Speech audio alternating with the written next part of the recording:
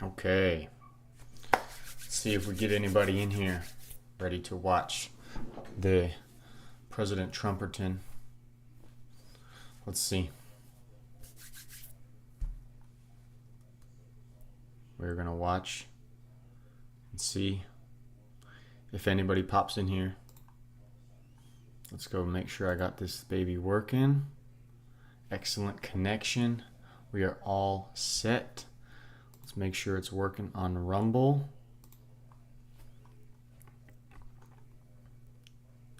Okay, are we live everywhere? Let's wait and see.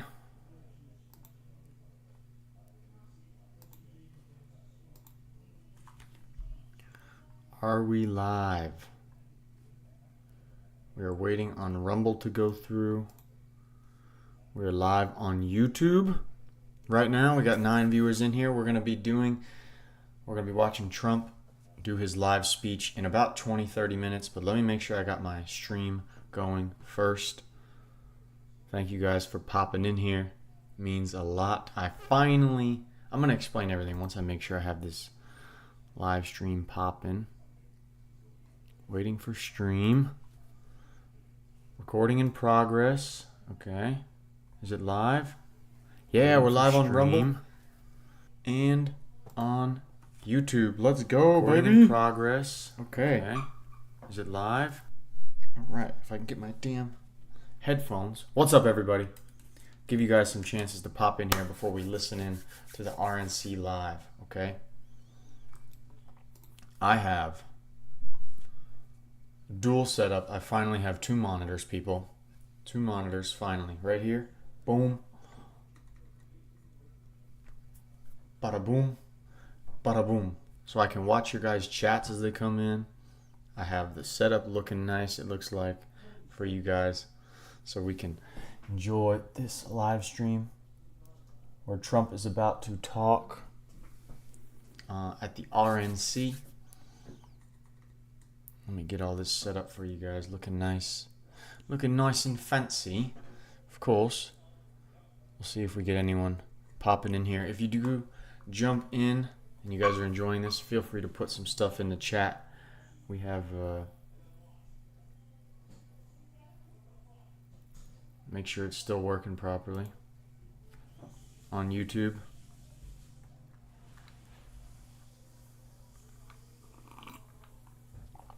Okay, we have the chat.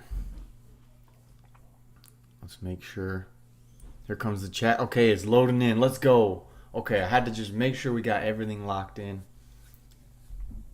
S3 Echo Roblox says hi. What's up? Super Mario Bros. Yo, what's up? Keep them coming. Much love from Vegas. Thank you, Gina Navarro. Cool. Okay, we're going to pop in. Not always going to be playing the copyrighted music from the RNC, which they're doing right now.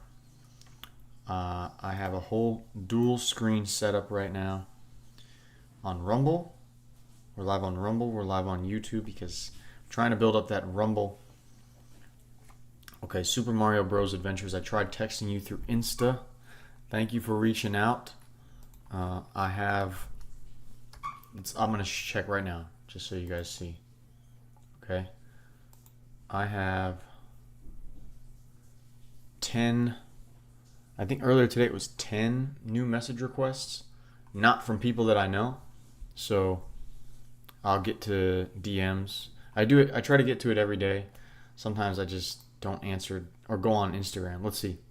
Yeah, see, I have like 12, 15 extra DM messages, but I'll get to it and I will answer you guys. Don't worry.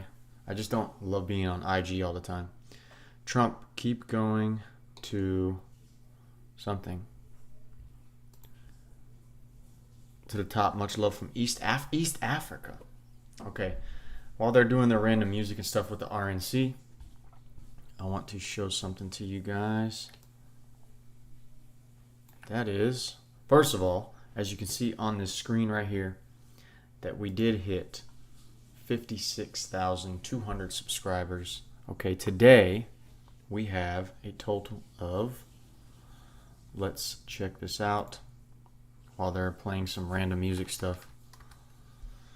We're going to get into it. I don't need to bore you guys with some random music. But let's see if I can pull this up.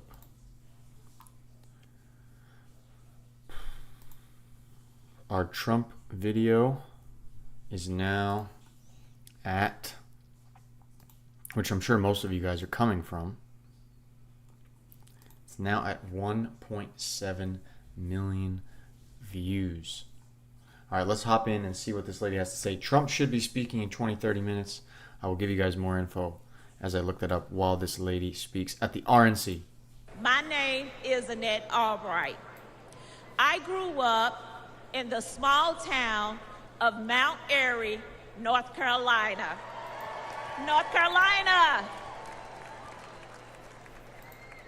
Like my parents and my grandparents, I was a lifelong member of the Democrat Party.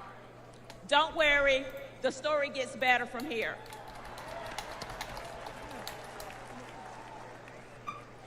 After completing a degree in criminal justice, I started a career working with the North Carolina Department of Corrections. I left my job in the criminal justice system to work for Charlotte-Mecklenburg School District to engage our youth before they got stuck in the system. It didn't take long for me to realize that public schools are a part of the problem. Oof.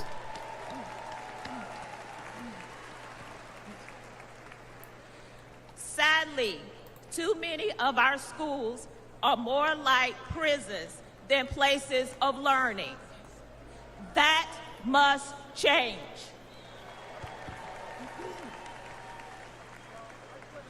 In one public high school, I witnessed a full-blown riot.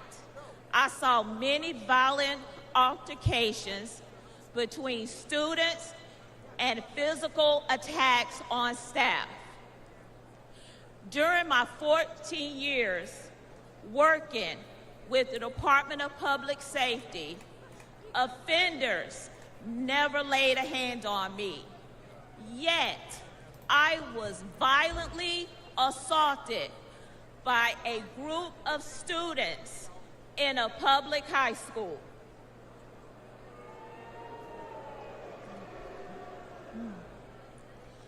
The uptick in school violence was related to an Obama-Biden policy that directed schools to reduce suspension rates and keep dangerous students in the classroom.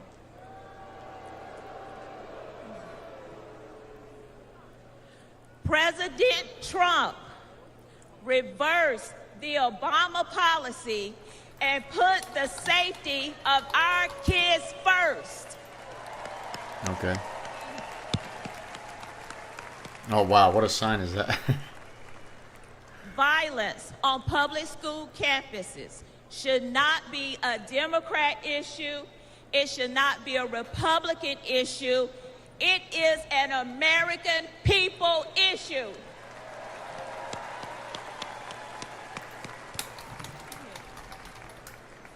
Sadly, I've repeatedly seen that the Democrat Party cares more about appeasing the teachers' union than they do about prioritizing the needs of our kids. All right, hold on. I have some updates. So, looks like, oh my God, this list is long. Okay, so is this lady's name Annette Albright? Man, we are so far behind. Trump was scheduled to speak at 9:10 p.m., like 9:09 p.m., 9:10, right? And this lady was supposed to finish up at 8 o'clock, and right now it's 9 p.m. Eastern, so they're going to go way behind. I bet Trump won't speak for a long time. Supposedly, right now on the timeline, which I'm going to show you guys, so we don't have to keep looking at this. Let me find a better one first. Also, Melania Trump is supposed to be here tonight. Let's go. Melania. She's not made any real appearances at all recently. I want to find actual timeline, though, that's updated with specific markers. Yeah, so...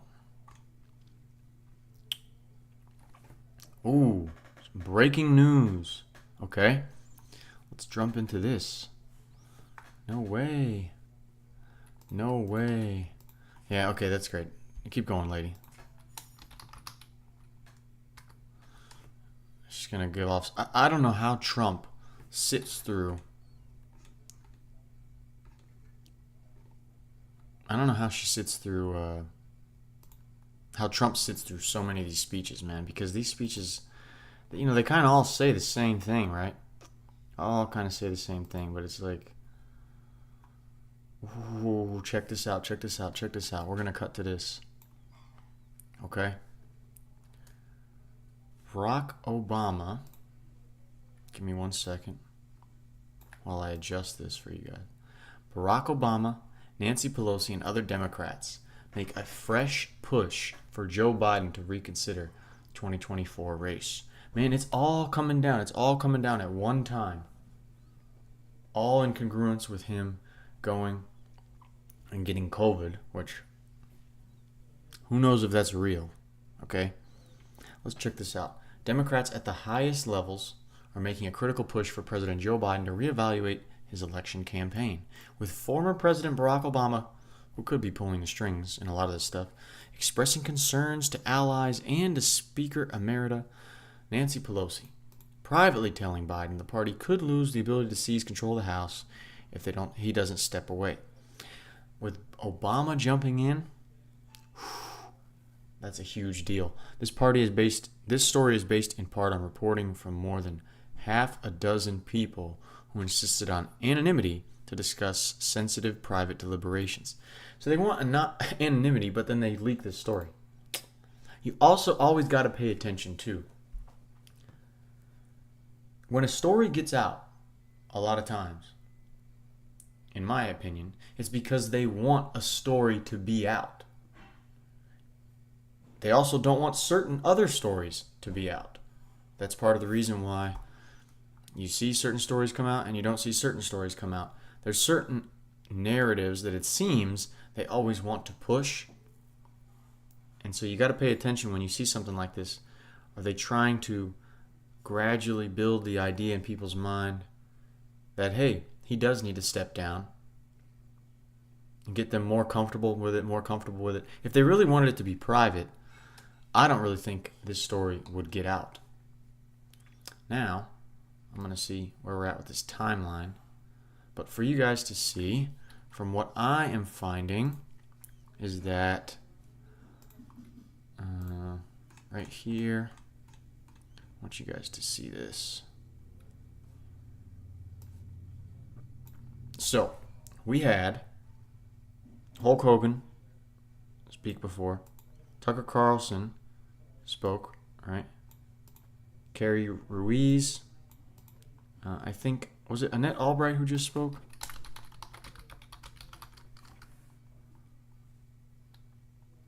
Or was it this Carrie Ruiz lady that just spoke? I don't know. Now they do this big break in between. But we have a while. We still have Franklin Graham, who was supposed to speak between 8 and 9 p.m., okay? It's 9 p.m. Eastern right now. Trump was supposed to come on, I believe, at 9:10 p.m. Dana White before that, but everything gets delayed and pushed back. So, it doesn't really mean we're going to get anyone anytime soon. Something interesting that I saw yesterday was looking at this timeline, right? And seeing the timelines from the past few days. I cannot believe that Mr. Trumperton has sat through so many speeches, okay?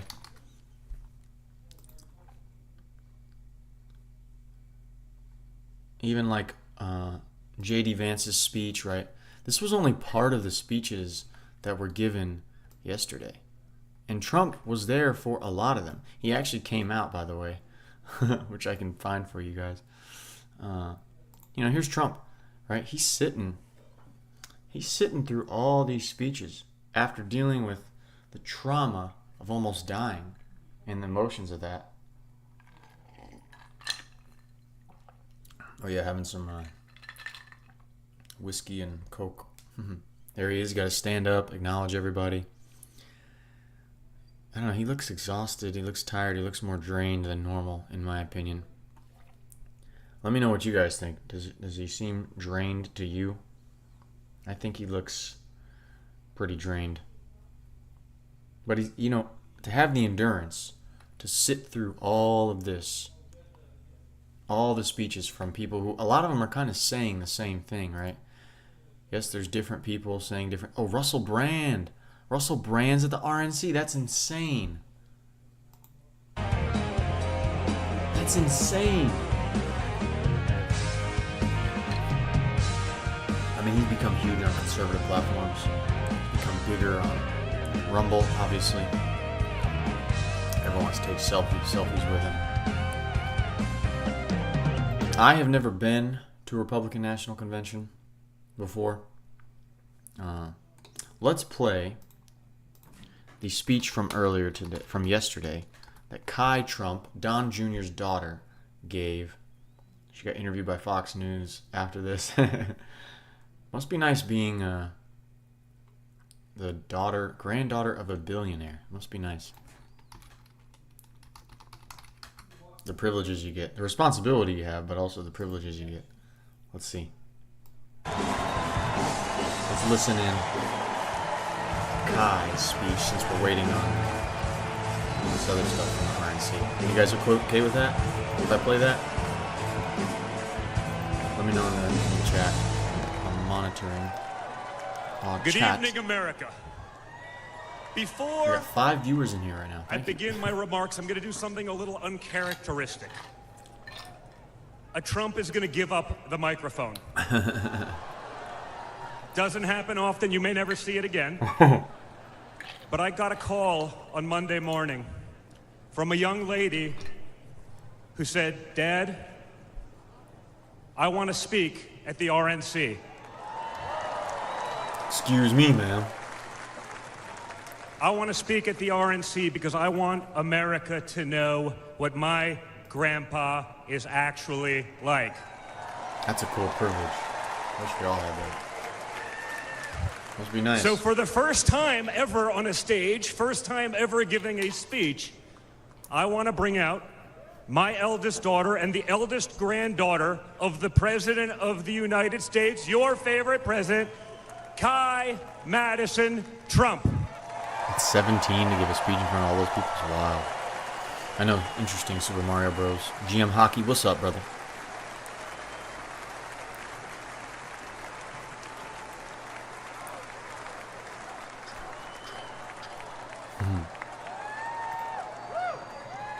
Hi everyone, my name is Kai Madison Trump. I am the granddaughter of Donald Trump.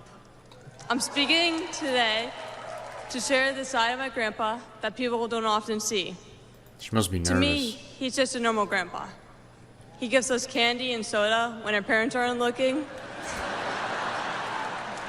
He always wants to know how we're doing in school. When I made the high honor roll, he printed it out to show his friends how proud he was of me. And that's cool, man. I wish I could do that at 17. he calls me during the middle of the school day to ask how my golf game is going and tells me all about his. But then I have to remind him that I'm in school and I'll have to call him back later. When we play golf together, if I'm not on his team, he'll try to get inside of my head. I know. And he's always surprised that I don't let him get to me. But I have to remind him, I'm a Trump too. Girl,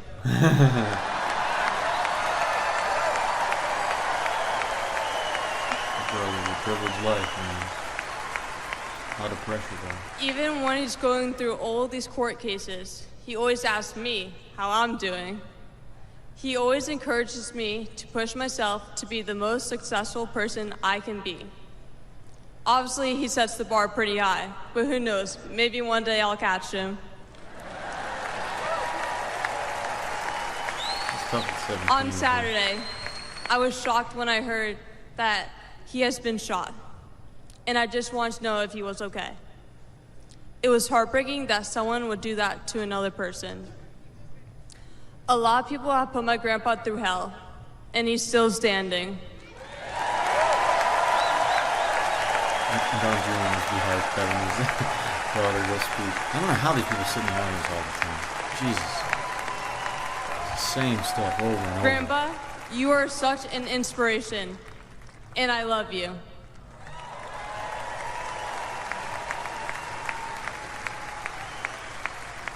The media makes my grandpa seem like a different person, but I know him for who he is.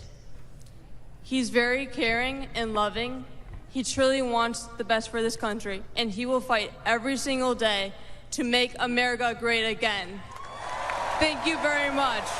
You can tell she really means that.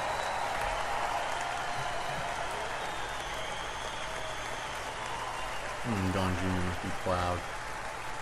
Must be so proud. Okay, let's check on the RNC. People are still dancing, bro? I don't understand. How do people sit in this audience all day? How? Hawkamania, he always asks how many coloreds are at my school. Who's he? Who are you talking about, bro? This lady's back.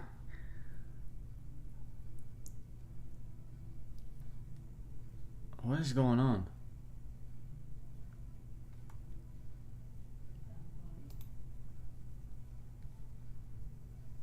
Man, I don't know how we have so many damn people that sit around all the time. How do these people sit at these things all the time? We're waiting for someone to come speak, yada yada. Okay, let's get into some juicy stuff right now, okay? Which I want to cover. And that is, I want you guys to see this.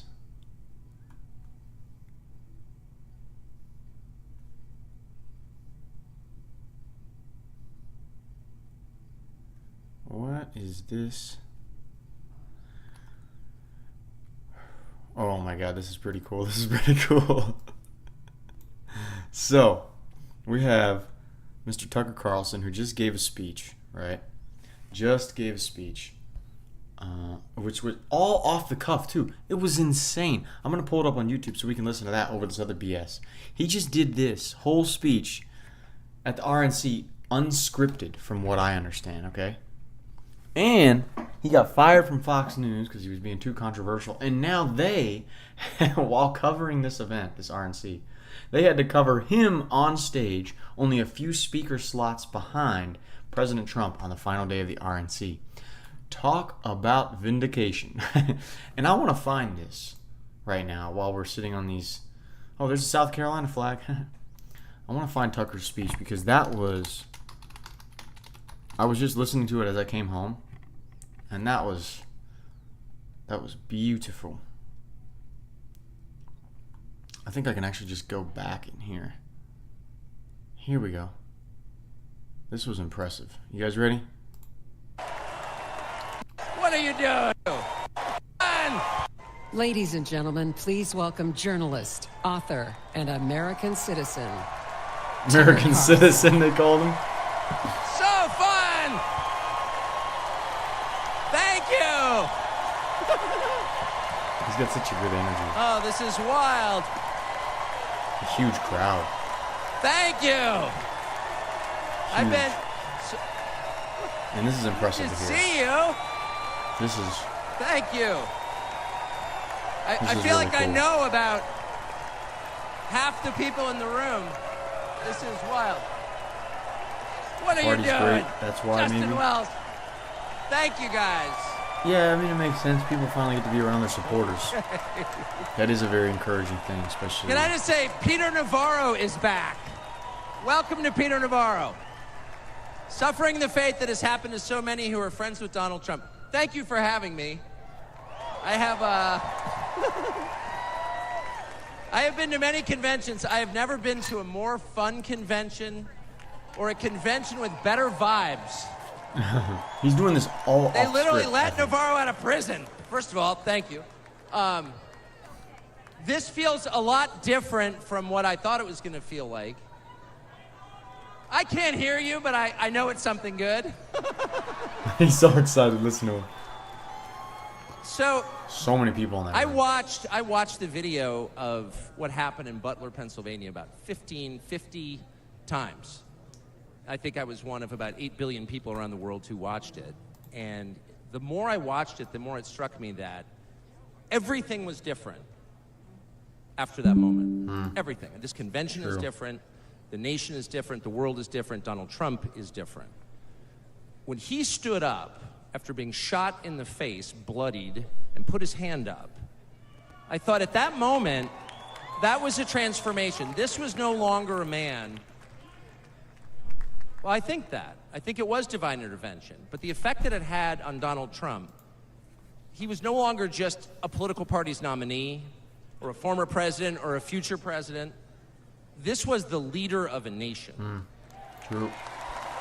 And I think there's a difference. He's gonna do this all off script. This is insane. I've spent most of my life in Washington, where the president is at the top of the pyramid. Everyone wants to be the president. This is just insane. But if you think about it, So the hard to presidency do. comes with great power, obviously. But if you think about it, that is a title that is bestowed by a process of some sort that can be subverted. And in the end, it does not confer by itself, as no title does, legitimacy.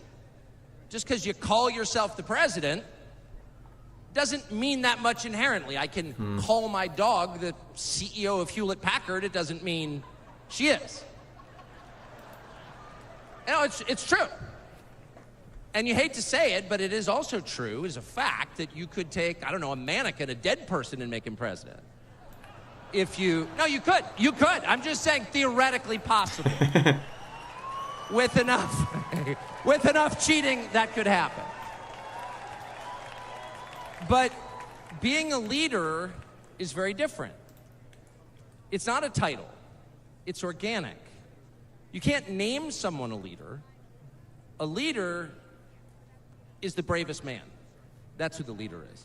He's doing this without a script. That is This true. Insane. That's in so hard all to do. human That crowd is organizations. huge. This is a law of nature. And in that moment, Donald Trump, months before the presidential election, became the leader of this nation. That was the most obvious to me. And I have to say, I think it changed him. Yeah, I think it changed him too. Reached out to See it Trump on within his hours face. of it that night. And what he said to me that night, having just been shot in the face, he said not a single word about himself. That's crazy. He said only how amazed he was and how proud he was of the crowd, which didn't run. And I thought two things. The first thing I thought was, well, of course they didn't run. His courage gave them heart. A True. leader's courage gives courage to his people. And the second thing I thought was, this is the selfish guy I've been hearing about for 9 years? Really? Not a word about himself? About his people, period. And the second thing I noticed, which I don't think anyone has remarked upon in public, but I'm just going to since I don't have a script, like why not? No script. Is that he turned down the most obvious opportunity in politics to inflame the nation after being shot. So true. To inflame the nation, which is an opportunity that almost every other politician I've ever met, and certainly his opponents, would have taken instantly. Yep. And they would have said, well, what is this? Yep. How did he get shot? Like, how did this happen? And those are real questions that we have to get to the bottom of. But in the moments, the days, the week after the shooting, he did not say that. That's impressive, man. He did his best to bring the country together, and I thought, this is the divisive figure, this is the irresponsible person. No. This is the most responsible, unifying behavior of a leader I think I've ever seen. So the question is, where is he leading us? And I could go on for hours, but let me just sum it up. I do think the entire point from the famous escalator ride 9 years ago until today of Donald Trump's public life has been to remind us of one fact, which is a leader's duty is to his people, to his country, and to no other. That's the point. That's the only point. And another word for this is democracy. Democracy, in case you're a little sick of being beaten in the face with democracy on television? Actual democracy is the proposition that the citizens of a country own that country. They're not renters, they're not serfs, they're not slaves, they are the owners of the country.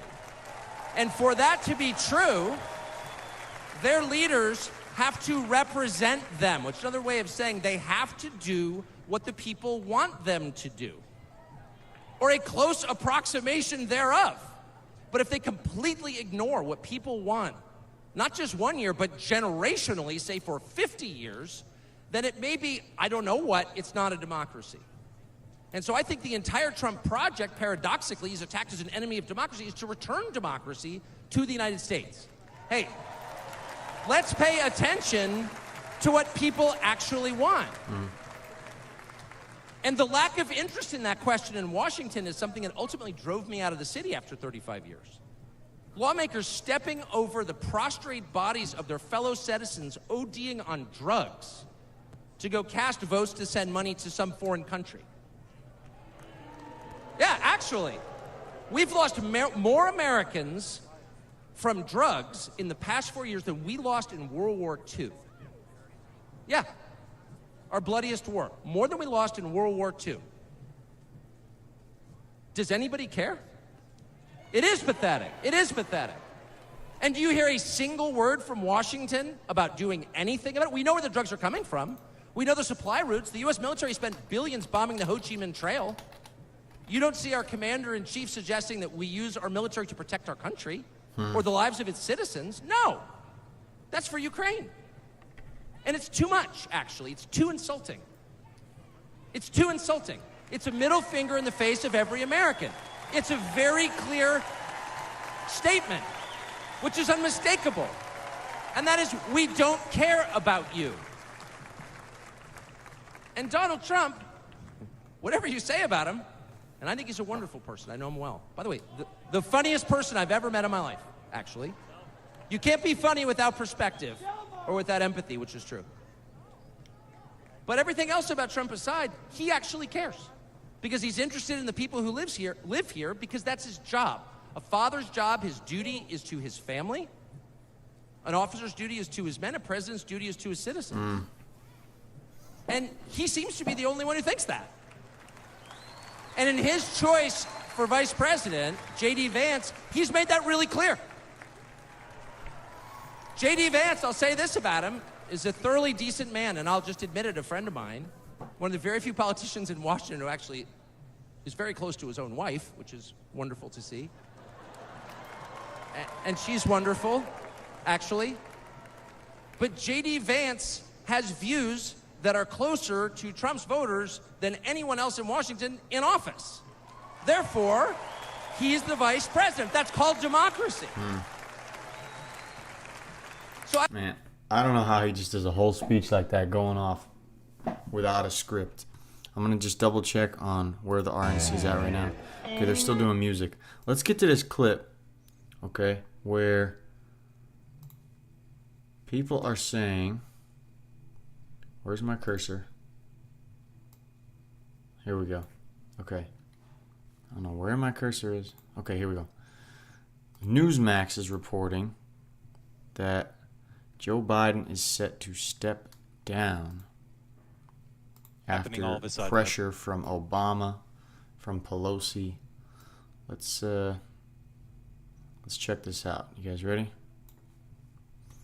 Here we go. This is happening all of a sudden. Everyone said it would happen gradually and then all at once, and that's what's happening. According to my sources, President Biden has agreed to step down as the Democratic nominee.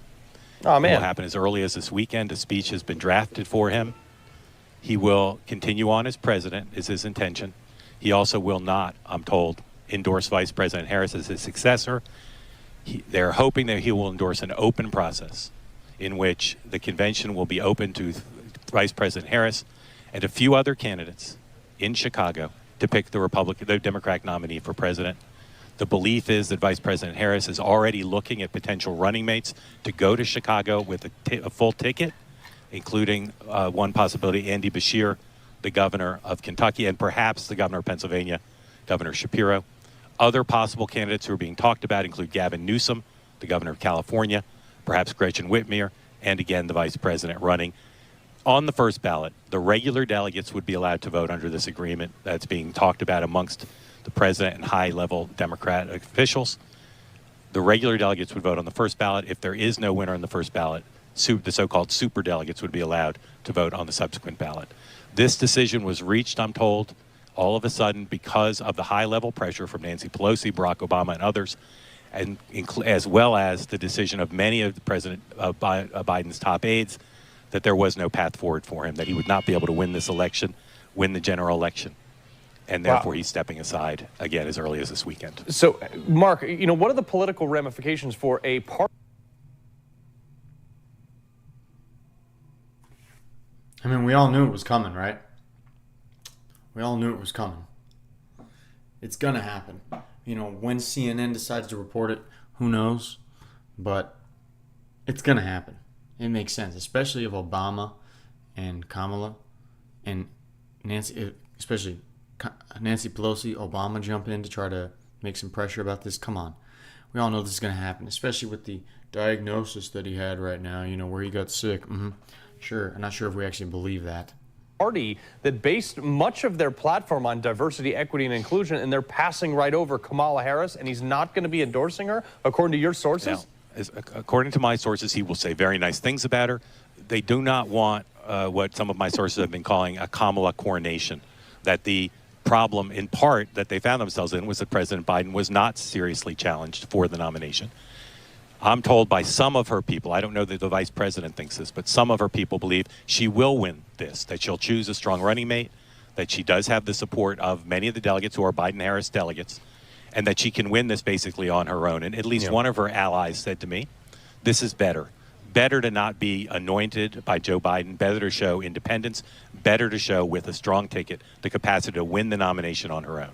Well, Mark. Man, wow. First of all, Keon, you don't even know what you're talking about, bro. Fake injuries, Trump really got shot at. Stop playing, you're a dumbass. Second of all, if that's what you meant, they don't even think Kamala can win the support on her own, that she's going to have to try to win the support, go to the delegation. Not everyone's going to jump on behind her. Yeah, because she's terrible. She's terrible. First of all, if she did a debate with J.D. Vance as a VP, she's getting wrecked. Nomination on her own. Well, Mark, that said, though, I mean, you're very familiar with campaign finance laws. He has, 200 and 300 million in his war chest right now. I believe, and my understanding is Kamala would be the only one who could absorb that and continue on the campaign. How's that going to work when all their big pocket donors have already pushed for that? You know something? Oh, Hulk Hogan's live. Let's jump over to that. There's all sorts of money right there. Here we go.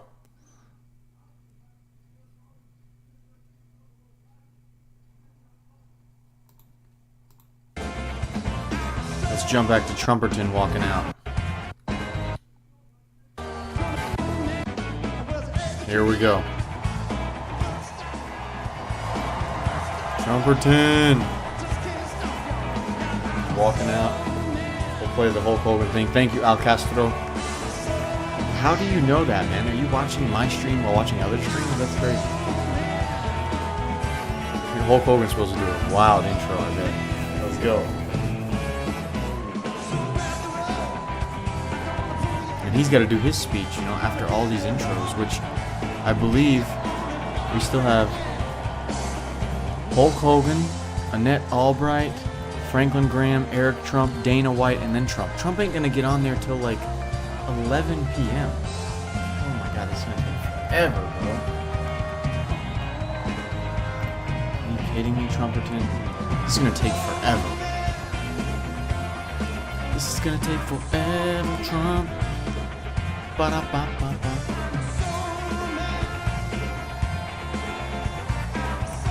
There he is. Big boy. Gonna do it with that ear thing. Speaking later. Okay, let's get to Mr. Hogan. Mr. Hulk Hogan. Here we go. You ready? Here we go.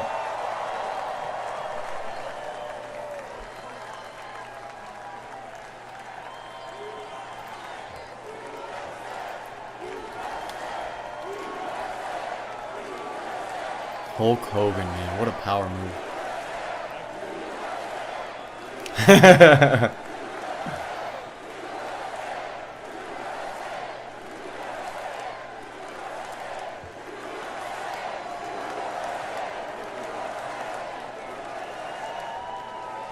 Well, let me tell you something, brother. You know something? When I came here tonight, there was so much energy in this room. I felt maybe I was in Madison Square Garden getting ready to win another world title. Or maybe I thought the vibe was so intense, the energy was so crazy, it felt like maybe I was gonna press that no good stinky giant over my head and slam him through the mat, brother. But what I found out was I was in a room full of real Americans, brother. And at the end of the day, with our leader up there, my hero, that gladiator, we're gonna bring America back together. One real American at a time, brother.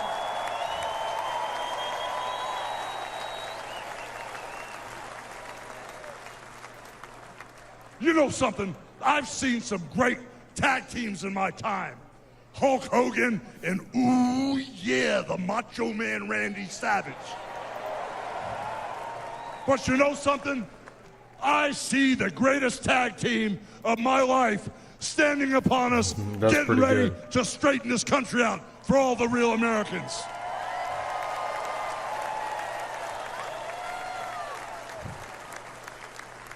You know, even though you guys are real Americans, you better get ready.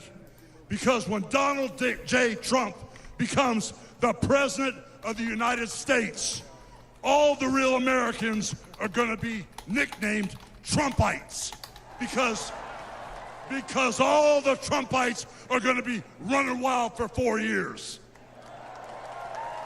So with the power of Donald J. Trump and all the Trumpites running wild, America is going to get back on track. And like Donald J. Trump said, America is going to be great again. By the way, Hulk Hogan has hair extensions on the back of his head right now. I just looked it up while he was speaking. You know, when I look out and I see all the real Americans, I think about how Donald Trump, his family was compromised. When I look out there and I see Donald Trump, I think about how his business was compromised. But what happened last week when they took a shot at my hero? And they tried to kill the next president of the United States. Enough was enough. Oh my God. I said, let Trumpomania run wild, brother. Let Trumpomania rule again. Let's go. Let Trumpomania make America great again. Cool. Put down your phones, people. Enjoy the moment. Jesus. That's pretty cool.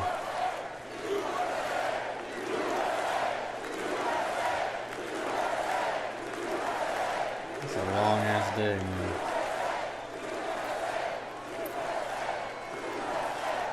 How old is Hulk Hogan?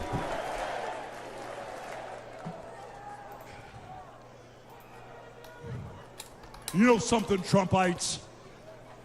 I didn't come here as Hulk Hogan, old. But I just had to give you a little taste. You know, my name is Terry Bollea. And as an entertainer, I love you too. And as an entertainer, I tried to stay out of politics. But after everything that's happened to our country over the past 4 years, and everything that happened last weekend, I can no longer stay silent. Yeah, there we go, Hulk. Get it, boy. I'm here tonight because I want the world to know that Donald Trump is a real American hero. And I'm proud to support my hero as the next President of this United States.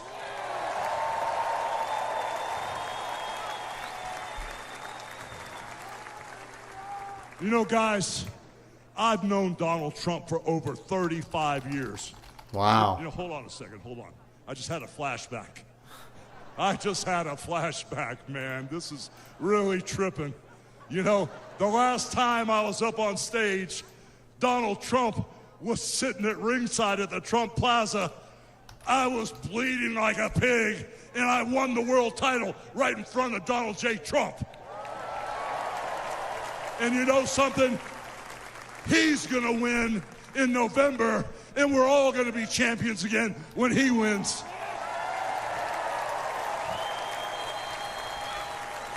And like I said, I've known that man for over 35 years, and he's always been the biggest patriot, and he still is. He's always told you exactly what he thought, and he still does, brother. And no matter the odds, he always finds a way to win. And when he's back in our White House, America is going to start winning again.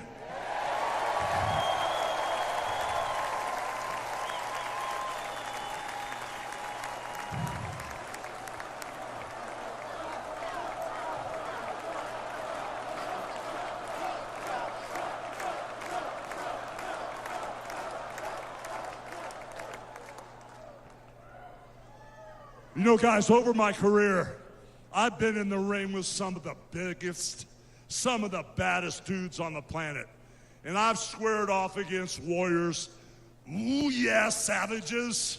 And I've even, like I said, body slammed giants in the middle of the ring. And I know tough guys. But let me tell you something, brother.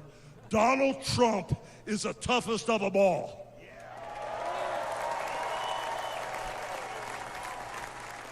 They've thrown everything at Donald Trump. True. All the investigations, the impeachments, the court cases, and he's still standing and kicking their butts.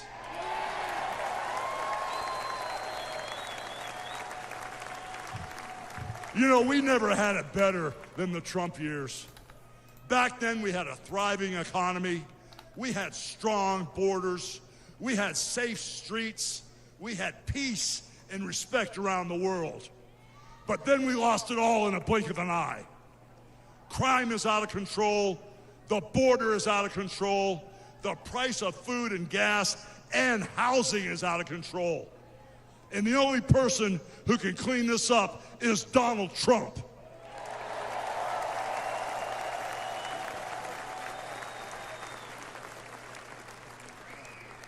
You know, guys, I really, really love this country. And I've lived the American dream.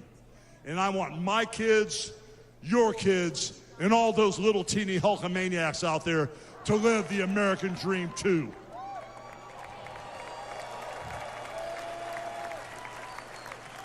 This November, guys, we can save the American dream for everyone. And Donald Trump is the president who will get the job done. So all you criminals, all you lowlifes, all you scumbags, all you drug dealers, and all you crooked politicians need to answer one question, brother. What you gonna do when Donald Trump and all the Trumpomaniacs run wild on you, brother? $5 for Gatorade. That's God ridiculous. bless you, and thank you.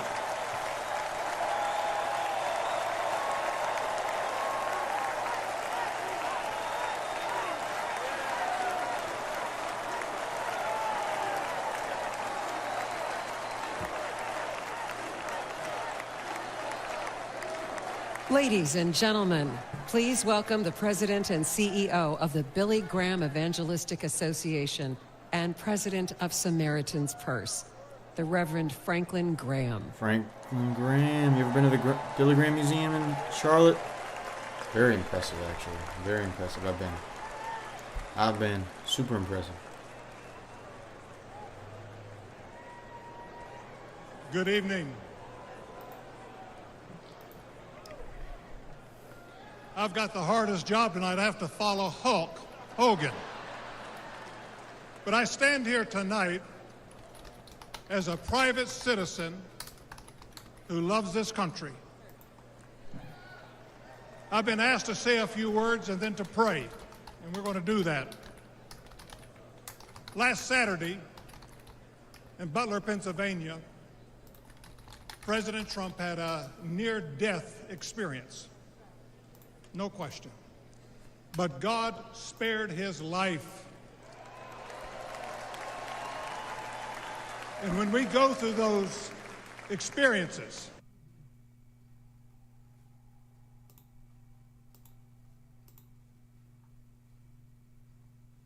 uh-oh. It's lagging. Give me a sec, y'all.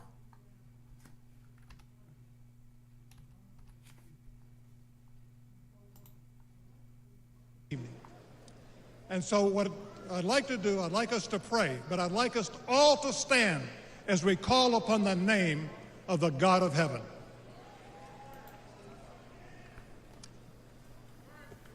Our Heavenly Father, we come before you this evening with grateful hearts. Thank you for saving the life of President Donald J. Trump. In his own words, it was you and you alone who saved him. We pray for the others that were injured on Saturday, for the family who lost their loved one. Put your loving arms around them. Comfort them, and may they sense your presence. We stand before you tonight. We say thank you for the provisions you have given to the United States of America. You have blessed this country more than any country in the world.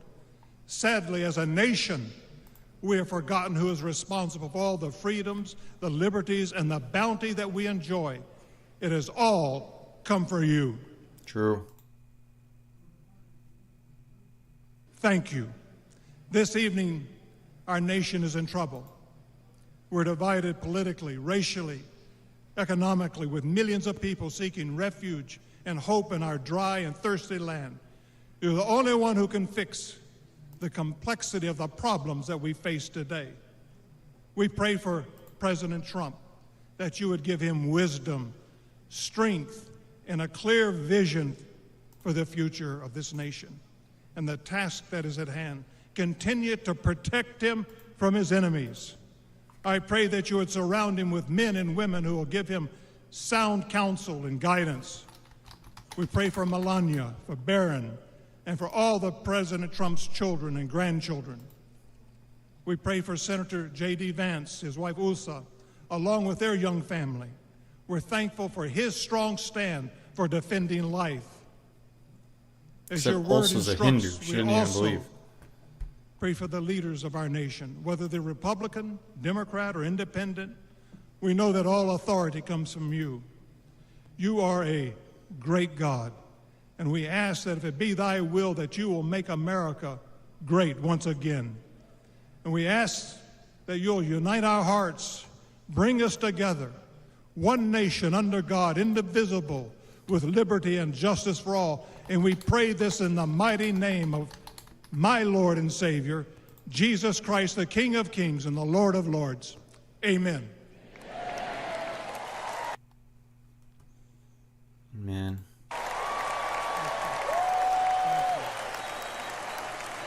So you guys think everyone, Hulk Hogan's more jacked than Gavin Newsom? I agree. Ladies and gentlemen, please welcome businessman and executive vice president of the Trump Organization, Eric Trump. Eric Trump. New poll. Did God save Trump? Put it in. Put it in. Eric Trump, and then Dana White, and then Trump. And Melania is supposedly there. We're going to see if we actually see her. So there's a picture of her backstage.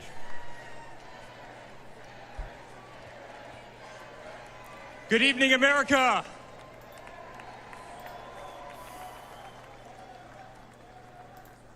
Eight years ago, my father sat our family down. He spoke of a nation in decline, of dreams slipping away, of a future endangered by failed leadership and broken promises. It was in that moment I knew my father had made a decision that would forever change our lives. We realized he had chosen to step into the arena, to fight for the soul of America. He had decided to leave behind the comforts of an unbelievable business empire, to leave behind everything he had ever built, to answer the call to serve our nation.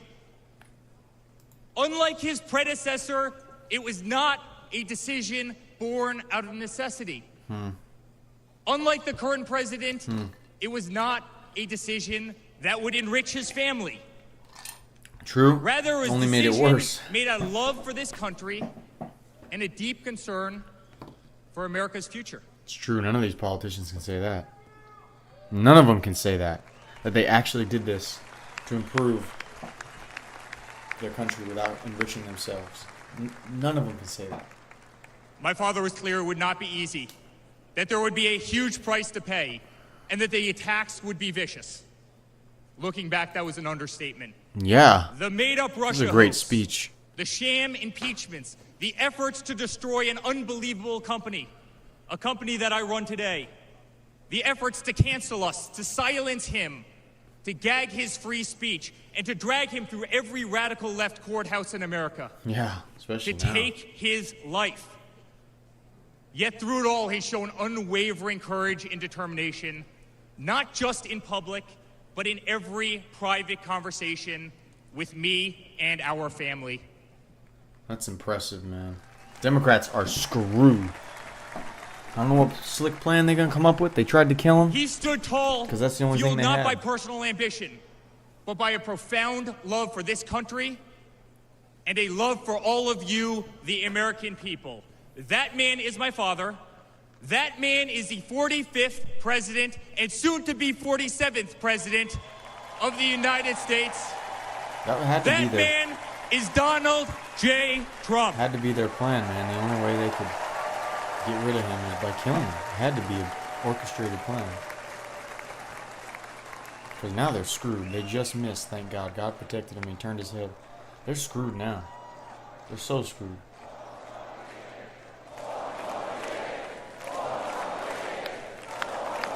They're really screwed, I mean. It's insane. Each time I've stood on this stage, America has been at a dire crossroads. In 2016, many people began to doubt the promise of America. Our economy was struggling. Jobs were scarce. Our standing on the world stage was weak at best. Veterans were forgotten. Our military was in shambles. Our educational system was broken, ranked 30th in the world. He could no longer tolerate an inept administration that handed $150 billion to Iran, a country that chants death to America, or witness the continued attacks on our Constitution and our religious liberty, or see the disrespect shown to our unbelievable law enforcement officers who are being disarmed, defunded, and persecuted each and every day. He could no longer stand to see words like Christmas stripped from public use, or the Pledge of Allegiance removed from our schools. But my father saw potential where others saw despair. Donald Trump built the New York City skyline. He did so during a time when businesses were turning away from the city he loved. Crime was rampant.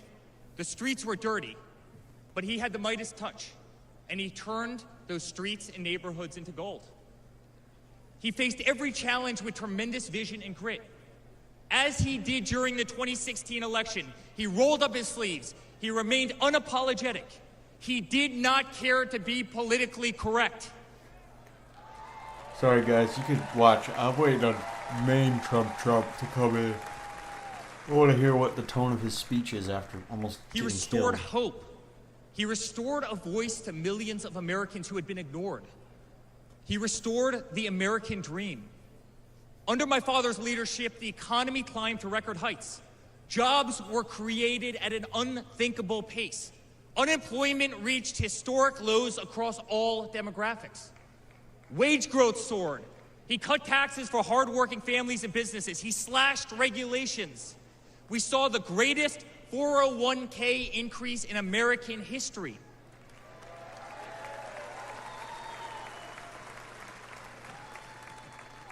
People bought their first homes in an environment that saw 2 to 3% interest rates. Yeah. They started their 2% families. interest rates were insane. Now it's like 7.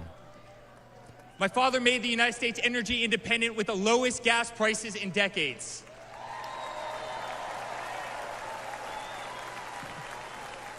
My father made the United States safe. Our borders were closed. There was peace in the Middle East. Soleimani, al-Baghdadi, the terrorists were dead.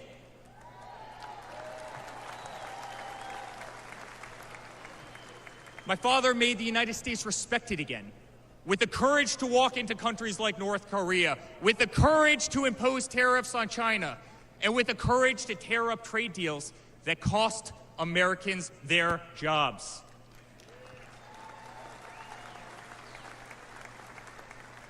He brought manufacturing back to America. Small businesses flourished. He did what he promised. He put America first.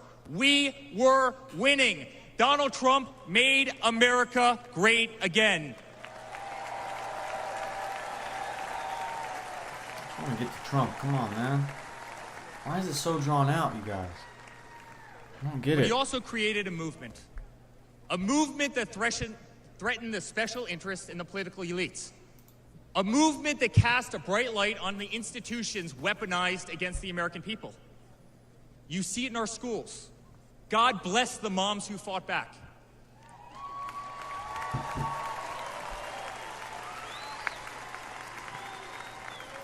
You see it in your workplace. You see it on every news station, in every newspaper. You see it in the military. The most iconic military installations on planet Earth are stripped of their identity and renamed. Fort Bragg, Benning, Fort Hood. You see it in Hollywood. You see it in our two-tier judicial system. They don't even hide it anymore. My father has been censored. The former president ripped off Twitter, Instagram, and Facebook while terrorist organizations remain intact. True. My father has been persecuted, targeted by far-left Democrats funded by special interest groups and hand-picked judges. My father has been pulled off the ballots of states, radical justices attempting to defy the will of millions of Americans who adore who he is and what he stands for. Oh, okay. My father even became the target of an assassin who almost killed America's single greatest hope for our future. The swamp is terrified of this incredible movement. They're terrified of it. They're terrified of you and the tens of millions of people watching us on TV right now. Come on, Eric. They've tried everything to keep it can from we you. get to the Trump speech? To destroy his legacy, to destroy his family. They have failed, and Bruh. they will not win. Let's see. Eric Trump, then Dana White, then Trump. Okay. Jesus. Come on, bro. Yeah, whatever. Okay, let's go.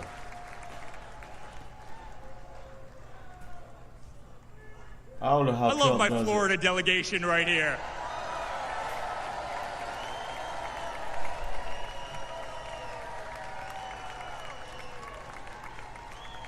Thank you.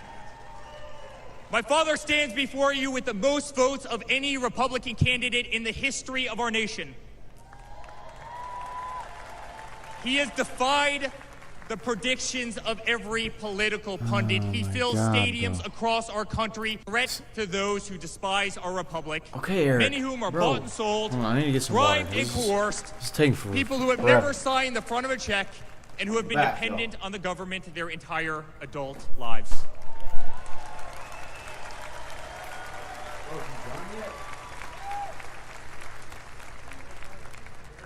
Today, as it was in 2016, America's at that crossroads again. Energy prices are soaring. Interest rates are crippling. Everything is unaffordable. The U.S. dollar has been diminished. Inflation has made it impossible for Americans to live, to save for their future. Our infrastructure is crumbling. Our border is out of control.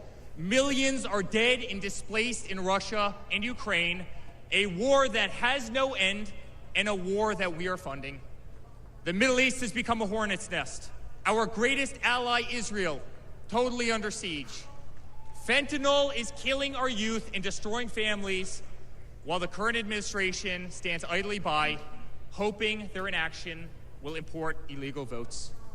Crime terrorizes our cities and our suburbs as far-left policies handcuff police. Male athletes, guys my height, 6'5", are swimming in women's sports. What's up, bitches?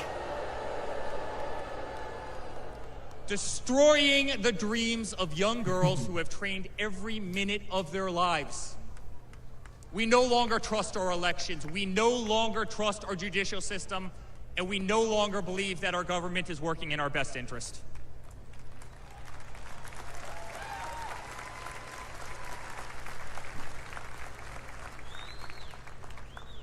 In spite of where we are today as a nation, I'd like to speak to every American. To the homeless veteran sleeping under a bridge as illegal immigrants are housed in the most expensive hotels in New York. Come on, Eric. Let's get a move on, bro. I'm sorry. We know Yes, it's we wrong. know. Okay, bro. And we will fix it.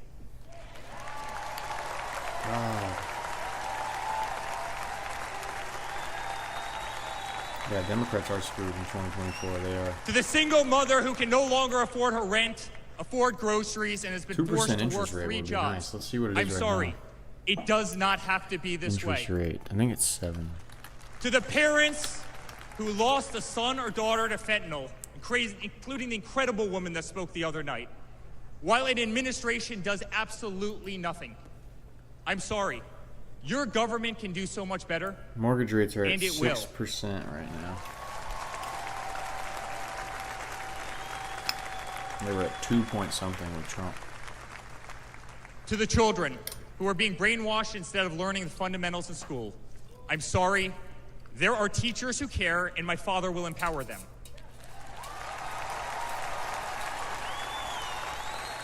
Man, I couldn't go to this convention and just sit there and listen to stuff all day. To the law enforcement officers, our brave Border Patrol, Secret Service agents who work every single day to protect our communities, knowing damn well that the system will throw you under the bus, I'm sorry. We will stand behind you. Come on, bro.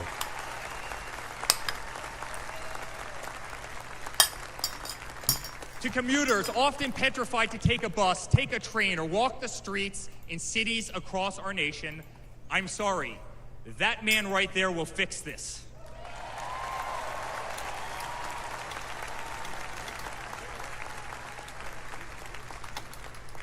To the construction workers, to the middle-class families, to the families with children with disabilities, families who can no longer afford medical benefits or to take a vacation, I'm sorry. We will make America great again.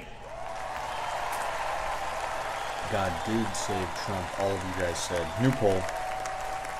New poll. And to my father, who has been ruthlessly silenced, slandered, and attacked by a corrupt administration, I'm sorry. We know, and America knows, that they're not just after guys like you. the RNC. They're after all of It's not too long. us, and you just happen to be standing in their way.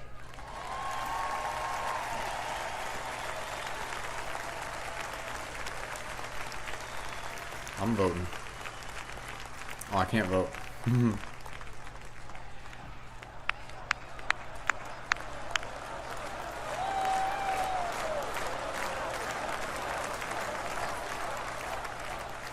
To all Americans watching tonight, the greatest retribution will be our success. Success not just for ourselves, but for our grandchildren and our children. Under President Okay, come on, bro. Stop lagging on me. Donald J. Trump, the swamp will be drained. America will be respected. Our cities will be safe. Our streets will be clean. And our border will once again be secure.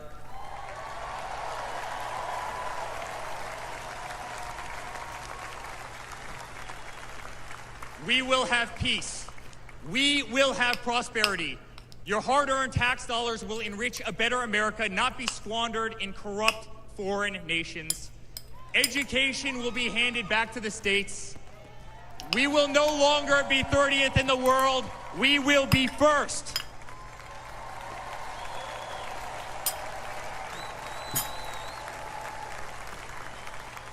Move on, Eric. Let's go.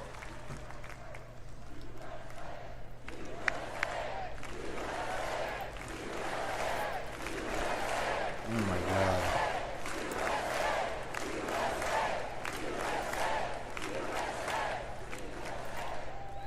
Our children will understand family. Our children will have values, and our children will love God. Oh, that's good.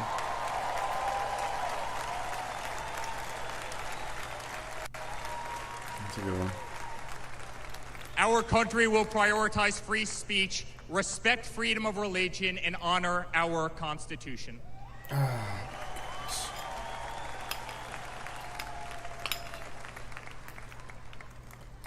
As his son, I've never been more proud of a person in my life.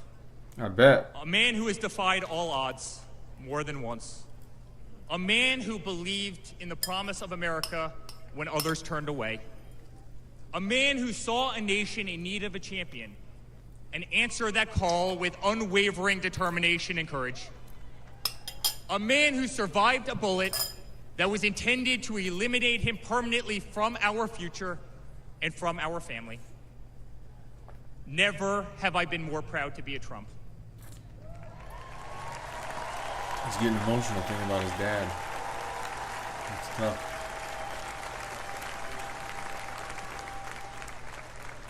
Never have I been more proud to stand by my father's side. I remain incredibly honored to be part of this journey, a journey with all of you. A journey to save the greatest country on earth. A journey with the most incredible people I have ever met. Dad, 5 days ago, Laura, emotional. Luke, Carolina, and I held our breath as we saw blood pour across your face. By the grace of God, divine intervention, and your guardian angels above, you survived. It's amazing that they were willing to kill him. They were really willing to do that, orchestrate a whole thing to try to kill him. And it just doesn't matter. Even if the Secret Service was in on it or something and they didn't do it, it didn't matter. It's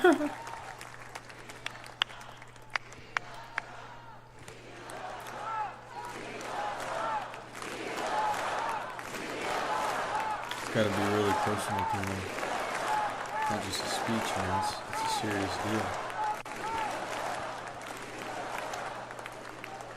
You are the greatest fighter I have ever seen. You are strong, you are full of life, and you are unapologetic. Your optimism is contagious. Your backbone is unbreakable. Your conviction to fight for what is right and against all that is wrong is truly next level. Now we gotta... And Trump's still gotta give a speech, you know? He's gotta be amped up and ready to bring the energy. The whole world saw speech. your strength as you stood up.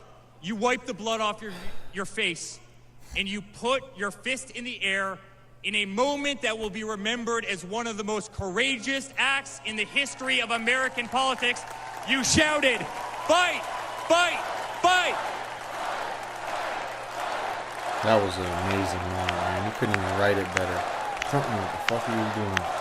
He was just so excited and so amped up. That was impressive.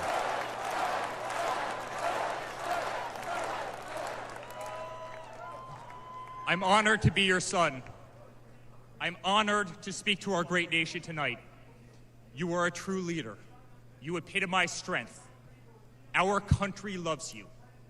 Our country appreciates you. Yeah, we do. Our country misses you. And on November 5th, our country will re-elect you as the 47th President of the United States of America. Come on, Eric. Good night, Milwaukee. God bless you all.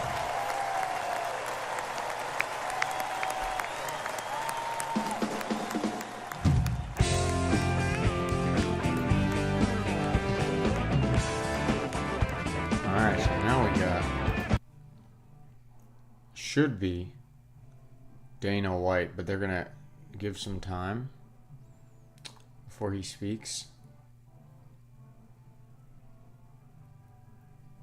Oh, Trump's heading to the back, see? He's got Dana White's going to introduce him.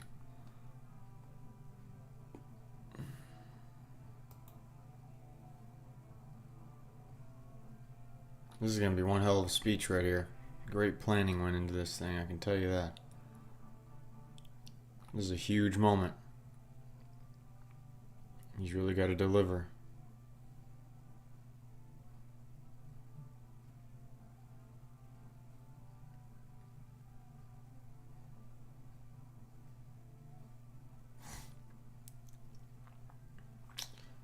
His wife's a Hindu and he's a Christian. That's weird. That's weird.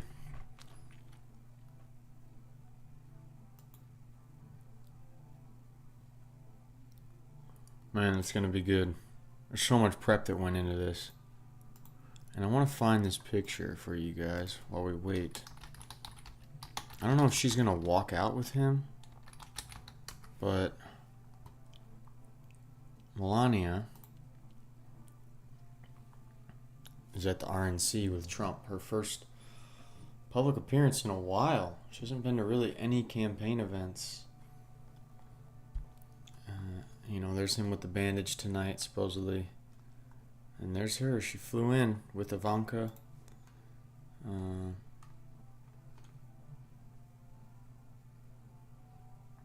It's a special moment, man. Know that he's still alive. It's a huge deal. This guy was there, this Secret Service agent on the left, by the way, when the shooting happened.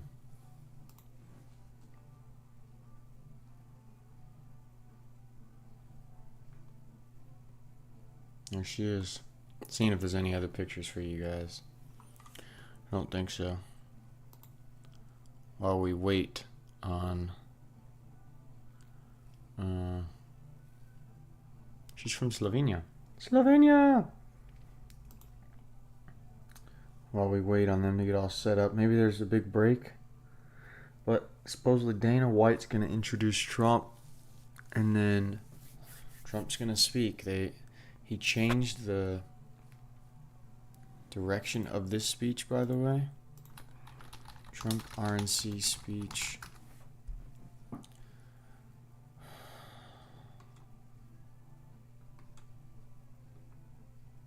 Oh my God, people.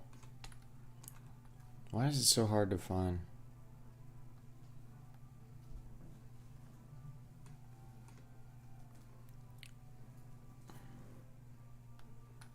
Man, I'm glad I'm not there. That'd be too long. But supposedly Trump changed the direction of his speech, by the way. Let's make sure. There's Hulk Hogan talking with the J.D. Vance's wife, Jared Kushner. But he supposedly changed the direction of his speech because of what happened compared to what it was going to be a few days before. Like Lara Trump says, a lot of people changed their speeches after the shooting. She talked about the unified tone that speakers have had at the convention and how they really changed the whole layout of what they were going to say. So it'll be interesting to see. Here we go. Let's see if someone comes out. Melania, maybe? They said Melania. Let's go back. Trump. Ready? Ladies and gentlemen, the next First Lady of the United States, Mrs. Melania Trump. Melania from Slovenia. Julio, Melania. Julio. Hello, Melania.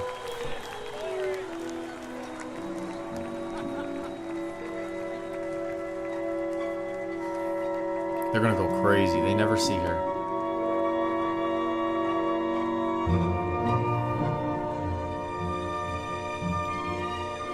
building the suspense, or she's not ready. I don't know what's going on. They said she wasn't gonna speak on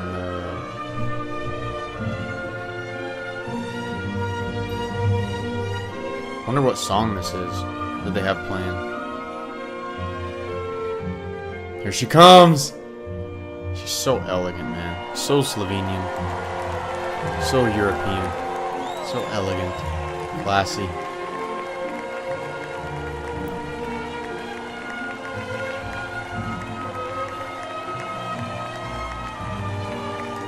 She's not gonna speak, she's just walking out to go up to the family area. In all red.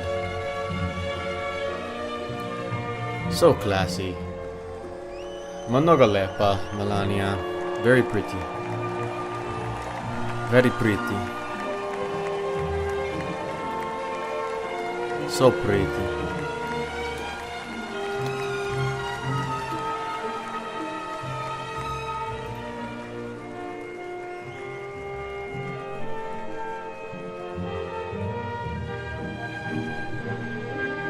So pretty. Prettier than J.D. Vance's wife. But prettier than basically everyone. Every politician's wife.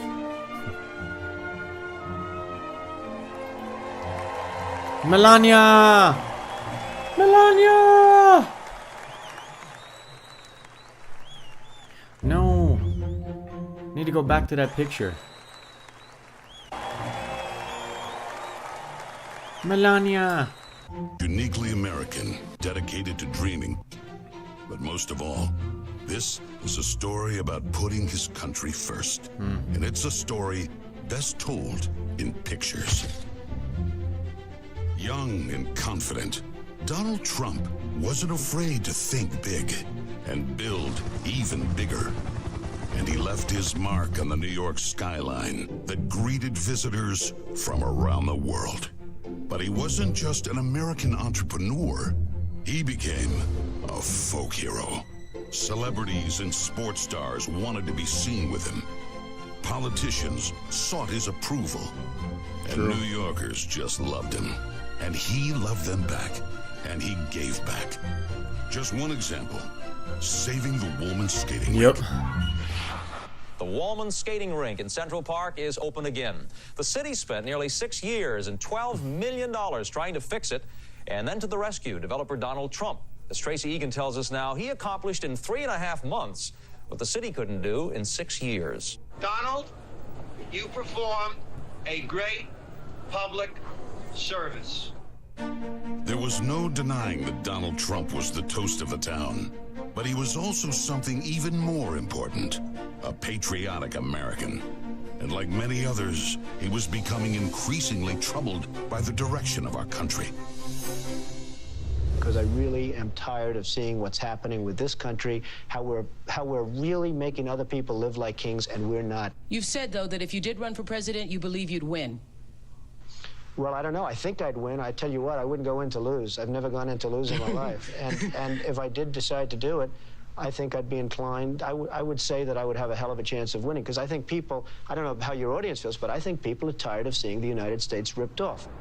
But who would ever run for president and leave such a glamorous life?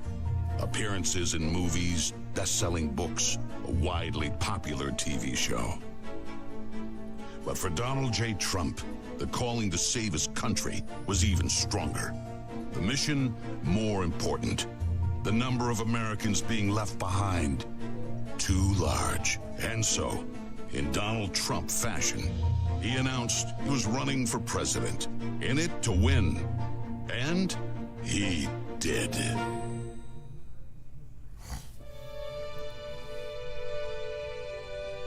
This is cool. This is cool.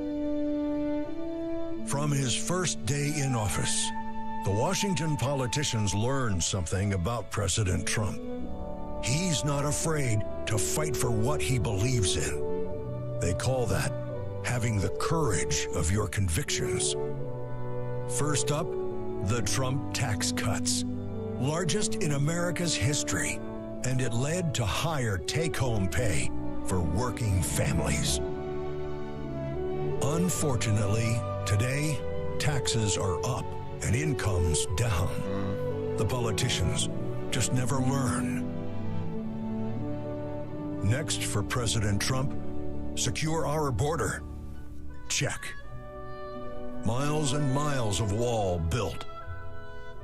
ISIS and other terrorists deterred.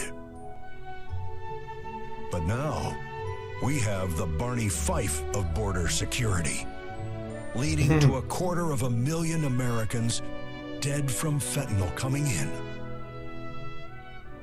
Brutal migrant crime spreading across America. And ISIS now here. President Trump promised he'd keep America out of endless wars. Welcome words to the families of our young men and women who serve. And another promise kept. He started by strengthening our military, then traveled the world, meeting with our allies, and even with our main adversaries. Just so they understood that America's strength and resolve was back. Because that's what a strong commander-in-chief does. And it led to a stable world at peace. Here we go. And our troops safe. Today, put it in the chat, story. you guys. Our enemies smelled Trump weakness. 2024. Let's go. Then set the world on fire. Putin saw it, then invaded Ukraine. Hamas saw it, then started Talk a about war it. This is a hell of a in video. the Middle East.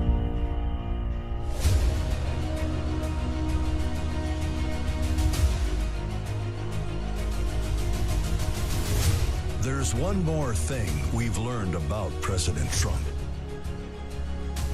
He believes so strongly in America, so optimistic for our possibilities, and so committed to fighting to once again make our country great, that there is nothing that is going to stop him.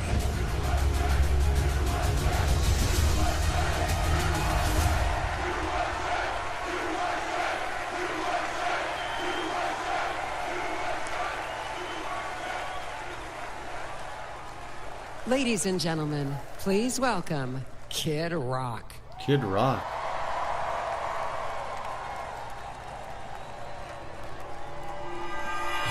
What up, America?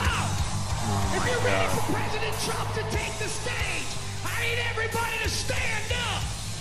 I need everybody to put a fist up in the air. Everybody, get a fist up in the air. Now follow me. Say fight, fight. Say fight, fight. Say fight, fight. Say Trump, scream.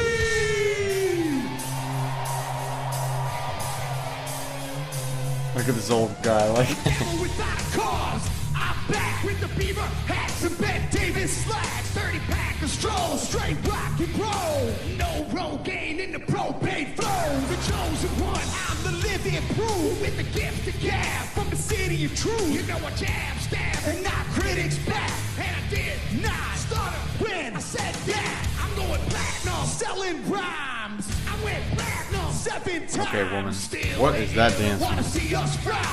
White people just. Only God knows why. Why? Oh, they call me cowboy. I'm the singer of black. Throw a fist in the air. Let me see where you at. Say fight, fight. Say fight, fight. Say fight, fight. I say Trump, Trump.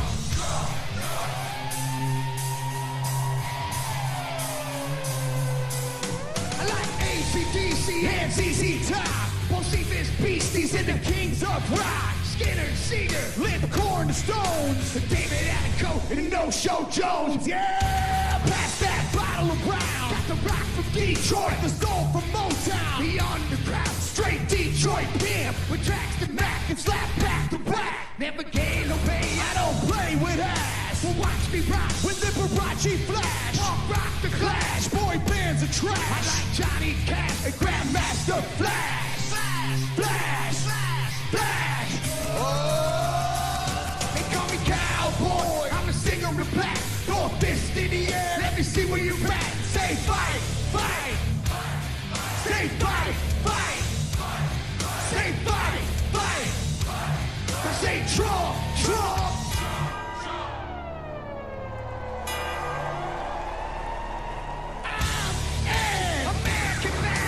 Watch me, kid. You can roll with rock, or you can.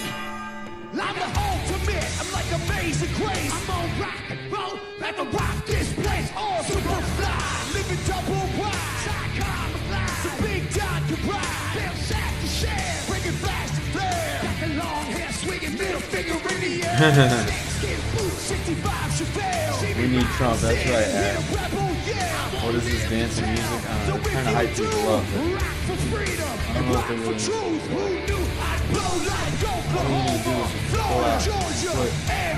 Trump in introduce Dana White to introduce Trump, and then they're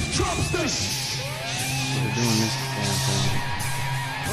From front to back, come on, Trump, Trump. I put Detroit City back on the map. No, I'm taking a break. Hold on.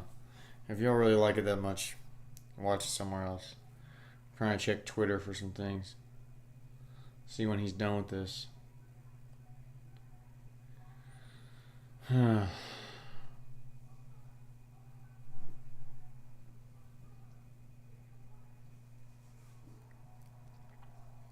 Thank you. Here we go.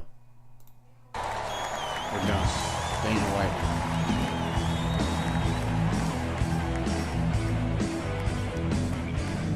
Here we go. They're going to adjust the stage, put the stage back up. Speeches with the teleprompter. We're going to take it down to the singing. And now we're going to... Somebody needs to give out dance lessons at the RNC because these white people do not know how to move. Jesus. RNC does not stand for Rhythm National Convention. I can see that. When is Trump talking? So, he's supposed to be speaking after he gets introduced by Dana White. Dana White's supposed to introduce him anytime now. There's Melania, first appearance in a long time, I believe, since the... she's so pretty. So elegant. Yeah, we're waiting on that. JD Vance is like, damn, I messed up. Look to your right, JD. Like, man, what did I do wrong? Could have had a nice European woman like Melania. Dana White, here we go. About to introduce Trump. Let's go. Good evening, ladies and gentlemen. I am Dana White. I am the CEO and president of the Ultimate Fighting Championship. So 2 weeks ago, I got a call from President Trump asking me if I'd be willing to speak tonight.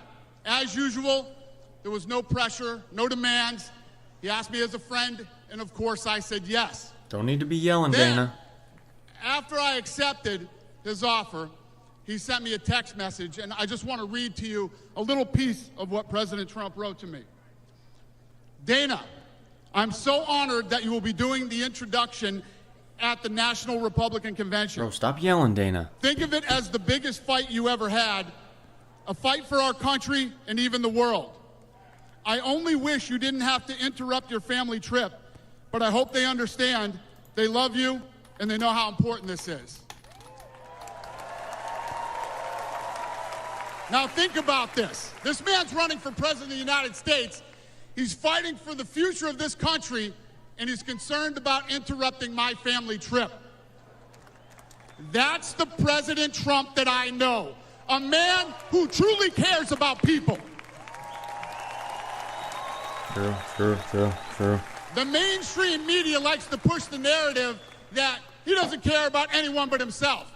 I absolutely know that's not the truth, because I've been friends with this guy for 25 years.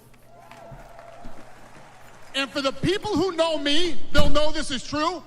I just want to make something very clear. Nobody in the Trump campaign has ever told me what to say. Nobody tells me what to say, and I'm nobody's puppet. Oh, that was pretty good. That was pretty good. That guy's toupee looks terrible. And I'm not telling you what to think. I'm telling you what I know. And I know President Trump. I know President Trump is a fighter. I've been saying this since 2015. Now look at what's happened over the last 10 years. We have all seen it with our own eyes. I'm in the tough guy business, and this man is the toughest, most resilient human being that I've ever met in my life. The higher the stakes, the harder he fights, and this guy never, ever gives up. So what's at stake here? The answer is in President Trump's text, and I quote, "A fight for our country." I know why he's running for president again. Why else would he put himself through everything he's dealt with just to get back here? We all know he doesn't need this. This guy's got a great life. He has a beautiful family, and he has achieved everything that you could possibly achieve in life. I know President Trump is literally putting his life on the line for something bigger than himself, and he's willing to risk it all because he loves this country.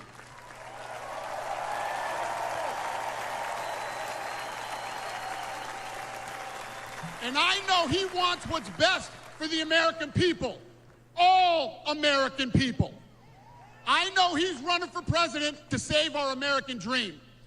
I'm living the American dream, and I know the American dream is very real. Whether you were born in this country or came here from someplace else, this is the last real land of opportunity. He's hyped, man. He's pissed. It is the land of opportunity. That's true. President Reagan once said, government's first duty is to protect the people, not run their lives. And if you're buried in government red tape, how will you ever start your own business? If you're struggling to pay your bills, how can you ever afford to start a family? And if you don't feel safe in your own town, why would you ever buy a house? I know that President Trump is fighting to save the American dream, and that's what's at stake in this election. We are choosing who we want to lead us in this fight. I know President Trump is a proven leader, a fearless leader, and this country was in a much better place when he was in the Oval Office. Is this guy reading a teleprompter or not? I don't know. In my mind, the choice is clear. But this election, we all get to choose. I know I'm going to choose strength and security. I know I'm going to choose opportunity and prosperity. I know I'm going to choose real American leadership and a real American badass. Okay. And I'm not telling you what choice to make, and I'm not telling you what to think. I'm telling you what I know. I know America needs a strong leader, and the world needs a strong America. I know Donald J. Trump is the best choice for President of the United States. My fellow Americans, it is my honor to introduce the 45th and soon-to-be 47th President of the United States, Donald J. Trump.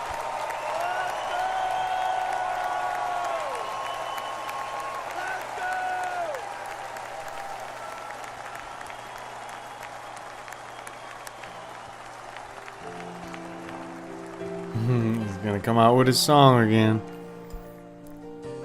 Everybody ready? Here we go. Put Trump in the chat. Trump in the chat. Oh. I've worked for all my life, and I had to start again. Just my children and my wife. Thank my lucky stars to be living here today.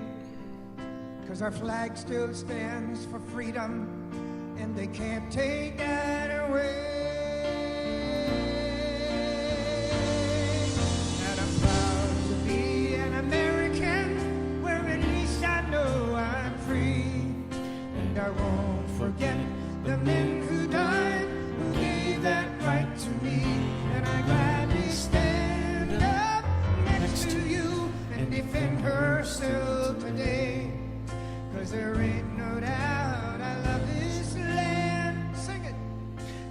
bless the USA. Let's go.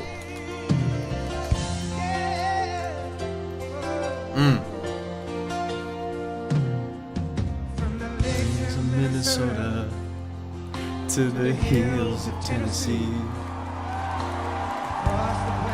Here he comes, baby. Let's go! From Detroit down to Houston, New York to LA. Can't believe he was almost dead a few days ago. Almost killed on stage, but no, he's all right. He just avoided the bullet. Thank God.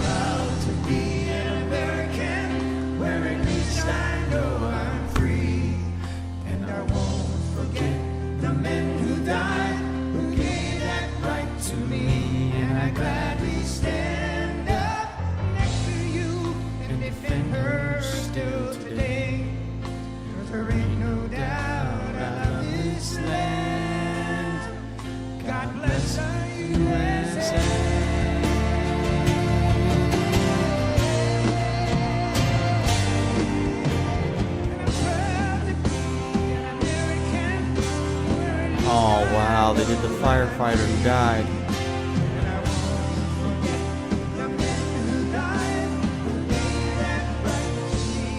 Wow. I'm sure Trump is pissed. Not just his own life. They killed an innocent person. Look at that.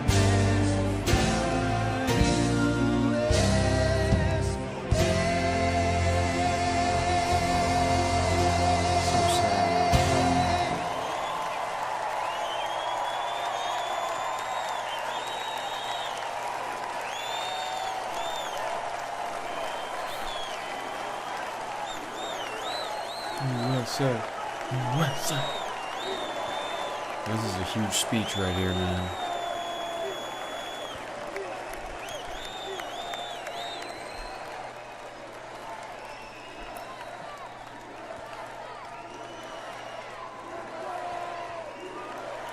He's taking it all in. Oh, put down your phones, people.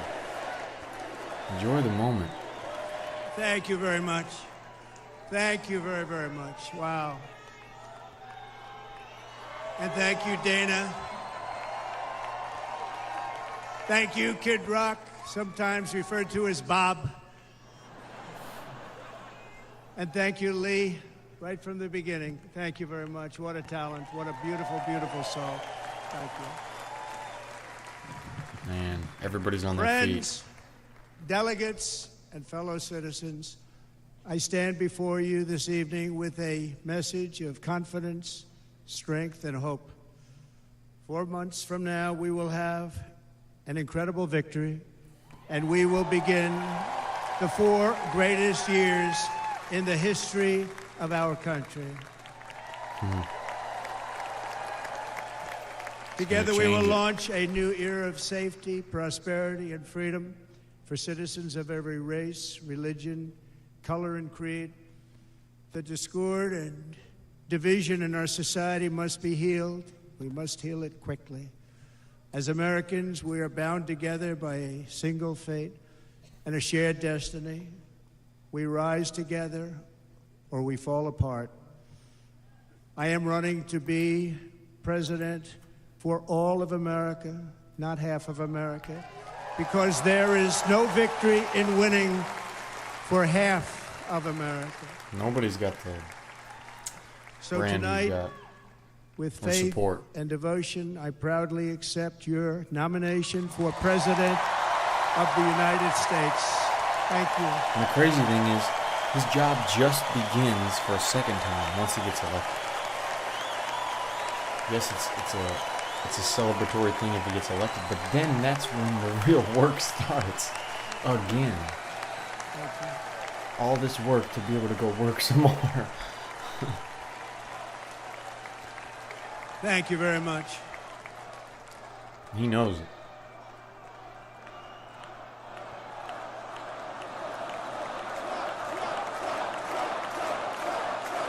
Man, he created a movement. It's pretty remarkable to see. Thank you very much. Guy's crying. And we will do it right. We're going to do it right. Let me begin this evening by expressing my gratitude to the American people for your outpouring of love and support following the assassination attempt at my rally on Saturday. Can't wait to hear what he says about this. As you already know, the assassin's bullet came within a quarter of an inch of taking my life. Wow. So many people have asked me, what happened? Tell us what happened, please. And therefore, I will tell you exactly what happened, and you'll never hear it from me a second time because it's actually too painful to tell. It was a warm, beautiful day in the early evening in Butler Township in the great Commonwealth of Pennsylvania. Music was loudly playing, and the campaign was doing really well. I went to the stage, and the crowd was cheering wildly. Everybody was happy. I began speaking very strongly, powerfully, and happily. See if he gets emotional. Because I was discussing the great job my administration did on immigration at the southern border. We were very proud of it. Dang, man, this is going to be emotional. He's got to Behind hold it me in. and to the right was a large screen that was displaying a chart of border crossings under my leadership. The numbers were absolutely amazing. In order to see the chart, I started to, like this, turn to my right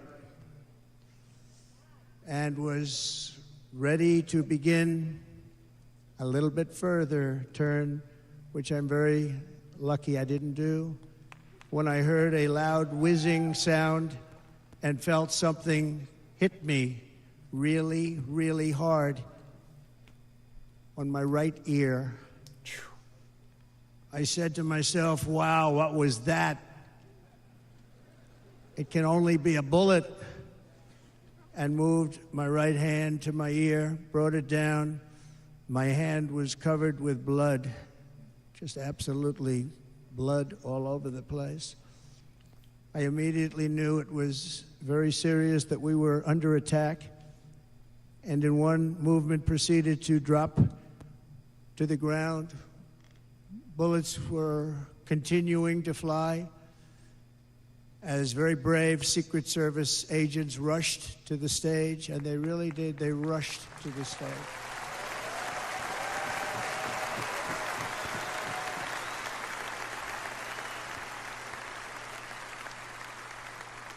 These are great people at great risk, I will tell you, and pounced on top of me so that I would be protected. There was blood pouring everywhere, and yet, in a certain way, I felt very safe because I had God on my side. I felt that. Wow.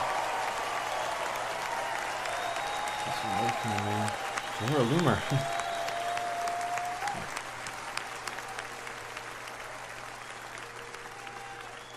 The amazing thing is that prior to the shot, if I had not moved my head at that very last instant, the assassin's bullet would have perfectly hit its mark, and I would not be here tonight. We would not be together. Jeez, the most incredible aspect of what took about. place on that terrible evening in the fading sun was actually seen later. In almost all cases, as you probably know, and when even a single bullet is fired, just a single bullet, and we had many bullets that were being fired, crowds run for the exits or stampede, but not in this case. It's very unusual.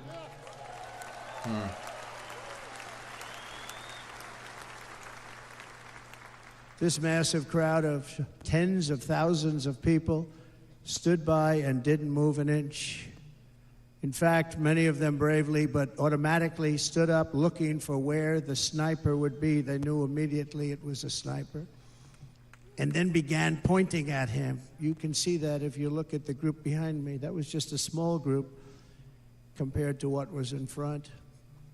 Nobody ran, and by not stampeding, many lives were saved. But that isn't the reason that they didn't move. The reason is that they knew I was in very serious trouble. They saw it. They saw me go concerned. down. They saw the blood and thought, actually most did, that I was dead. They knew it was a shot to the head. They saw the blood. And there's an interesting statistic. The ears are the bloodiest part. If something happens with the ears, they bleed more than any other part of the body. For whatever reason, the doctors told me that. And I said, why is there so much blood? He said, it's the ears. They bleed more. So we learned something, but they just, this beautiful crowd, they didn't want to leave me. They knew I was in trouble. They didn't want to leave me. And you can see that love written all over their faces. They're incredible people. They're incredible people. Bullets were flying over us, yet I felt serene.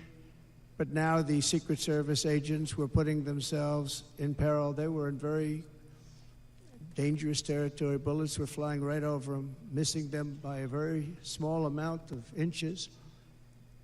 And then it all stopped. Our Secret Service sniper, from a much greater distance and with only one bullet used, took the assassin's life, took him out. Good.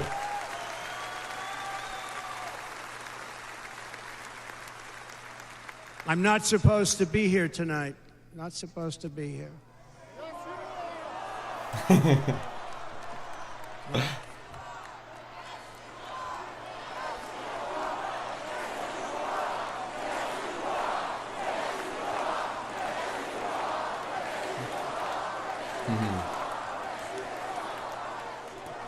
Thank you.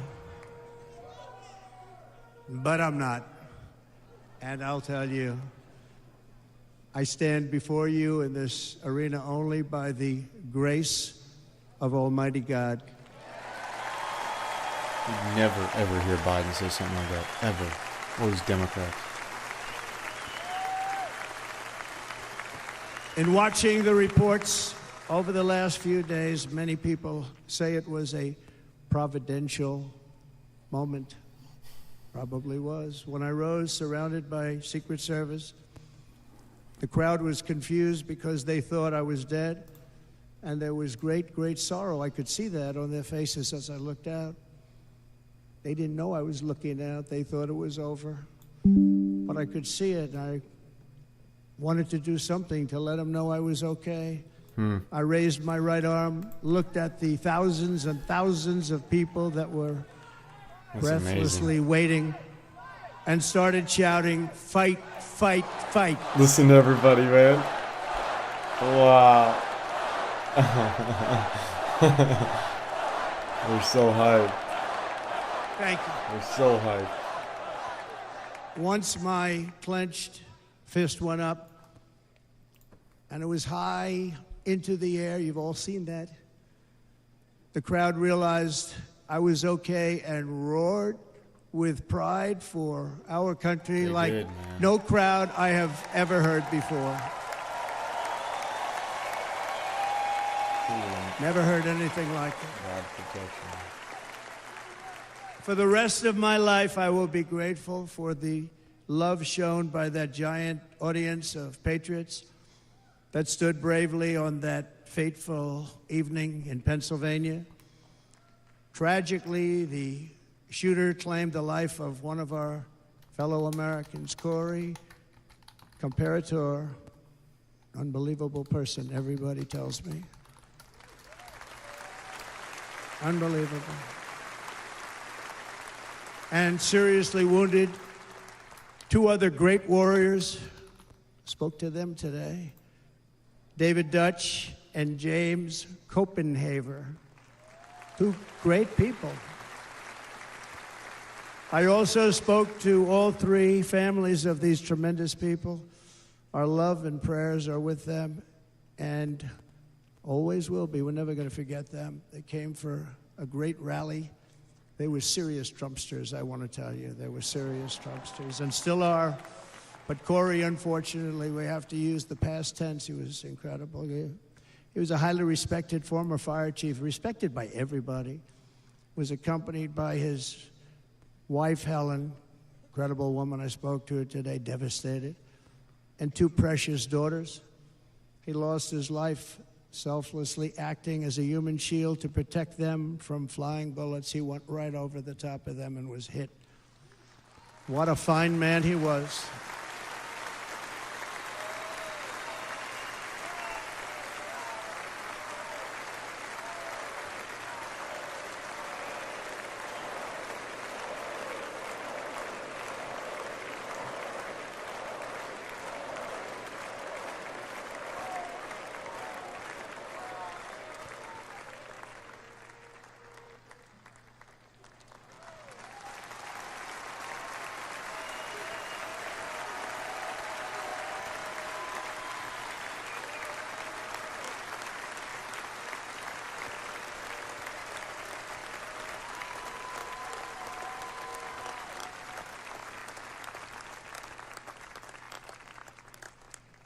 I want to thank the fire department and the family for sending his helmet, his outfit, and it was just something, and they're going to do something very special when they get it. But we did something which cannot match what happened, not even close.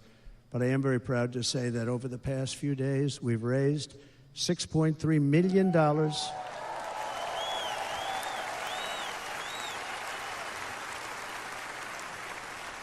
for the families of David, James, and Corey, including from a friend of mine just called up. He sent me a check right here. I just got it. $1 million from Dan Newland. Thank you, Dan. And again, when speaking to the family, I told them, I said, well, I'm going to be sending you a lot of money, but it can't compensate.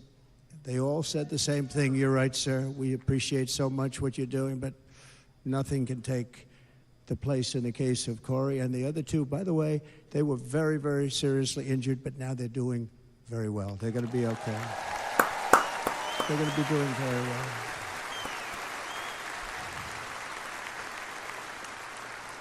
They're warriors.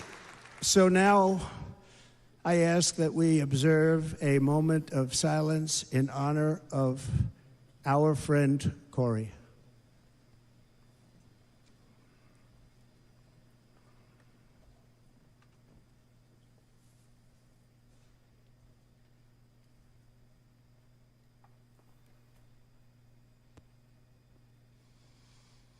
There is no greater love than to lay down one's life for others.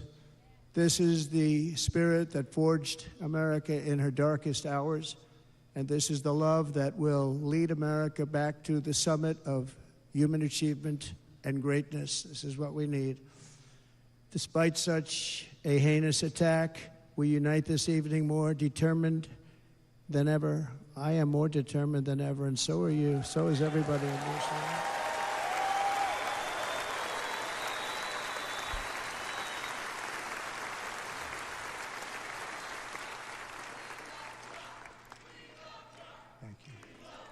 Thank you very much.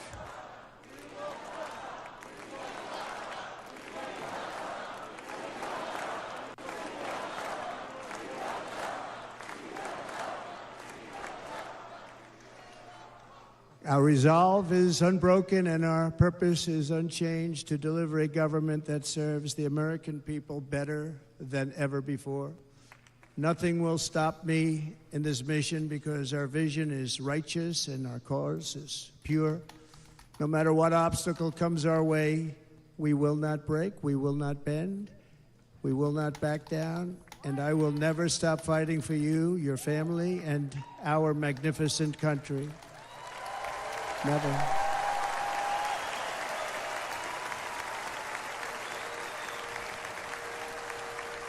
And everything I have to give with all of the energy and fight in my heart and soul, I pledge to our nation tonight. Thank you very much. I pledge that to our nation. We're going to turn our nation around, and we're going to do it very quickly. Thank you.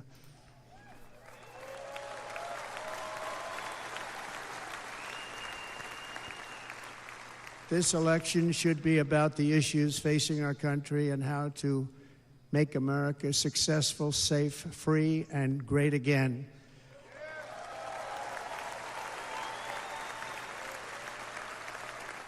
In an age when our politics too often divide us, now is the time to remember that we are all fellow citizens. We are one nation under God, indivisible, with liberty and justice for all.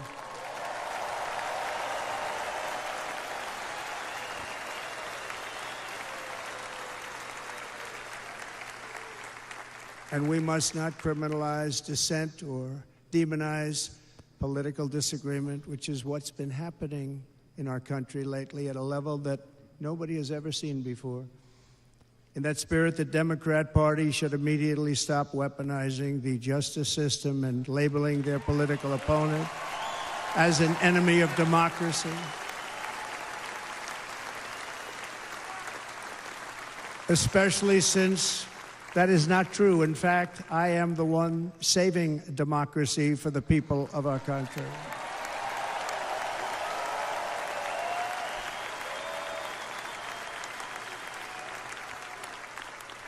And very big news, as you probably just read, on Monday a major ruling was handed down from a highly respected federal judge in Florida, Eileen Cannon, finding that the prosecutor and the fake documents case against me were totally unconstitutional, and the entire case was thrown out of court.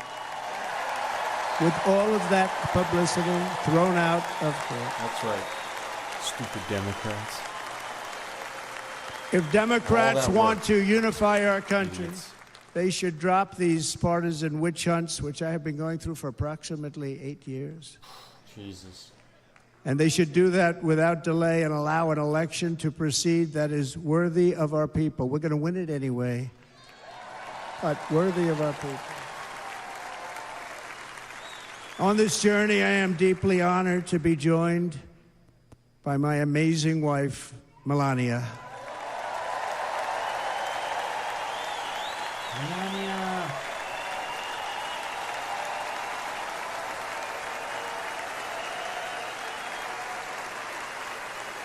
There she goes.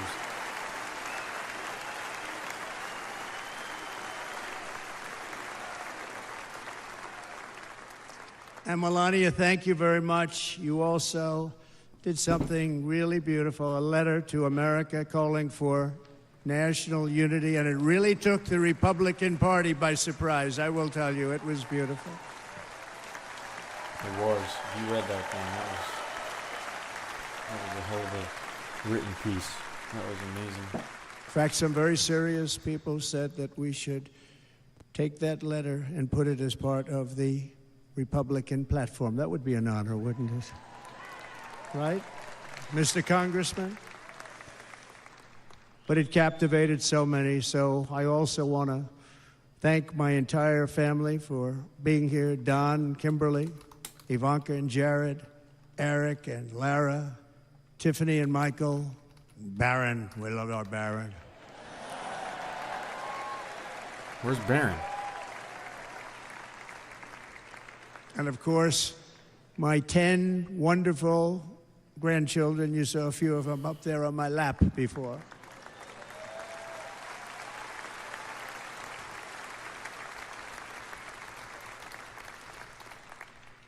And how good was Dana? Was Dana good? I mean, was he good?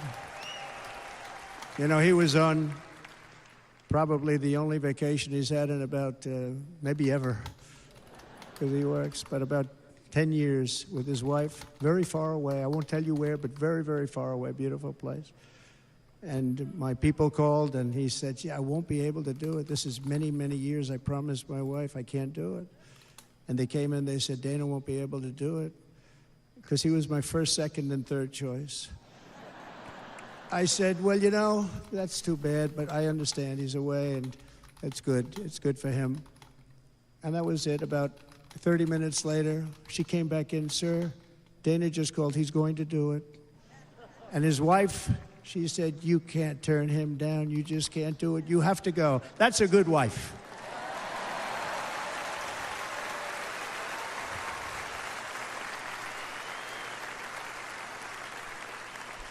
So he got on a plane. He got here a little while ago. Now he's going to get on the plane in a little while, and he's going to go back home to his wife. But they're great, and I just want to thank her and him and their whole family, because that's not easy. And Kid Rock, same thing. Called, he said, "I want to be a part of it. I want to be a part," because, you know, Kid does his great song, Big, Big Monster song. I had no idea. You know, he became a friend of mine over the last 10 years. And he's amazing. Everyone loves him. I didn't even know how big he was. You know, he has rallies, 35, 40,000 people he gets every time he goes out. I think he's making so much money, he doesn't know what the hell to do with it. You want to know?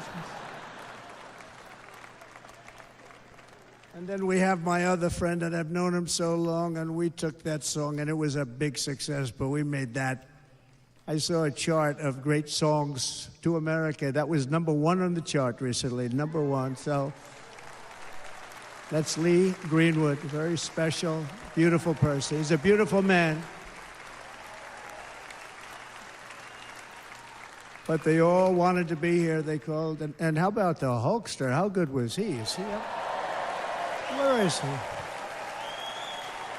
Boy, oh boy.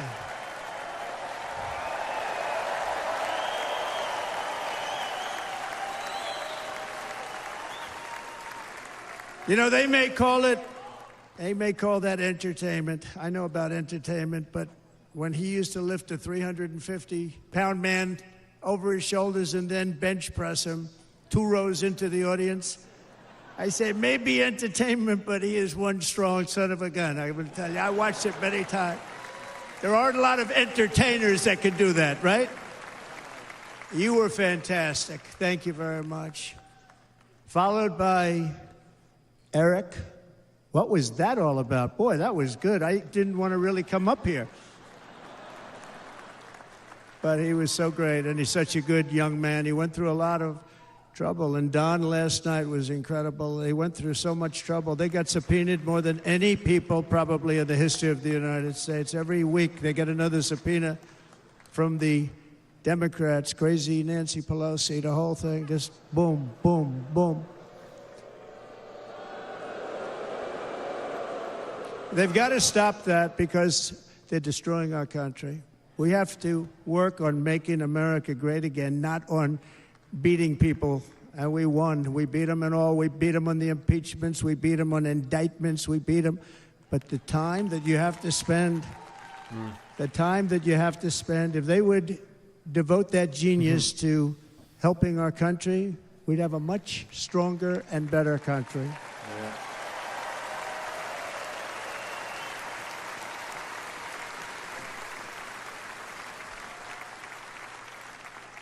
And Jason, the biggest star in country music. Jason, thank you for being here.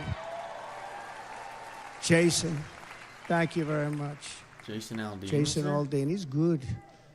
I like his wife even better, by the way. She's here. That was who was. Thank you, the Jason. Trump team. But I'm thrilled to have a new friend and partner fighting by my side. The next Vice President of the United States, the current Senator from Ohio, J.D. Vance, and his incredible wife, Usha.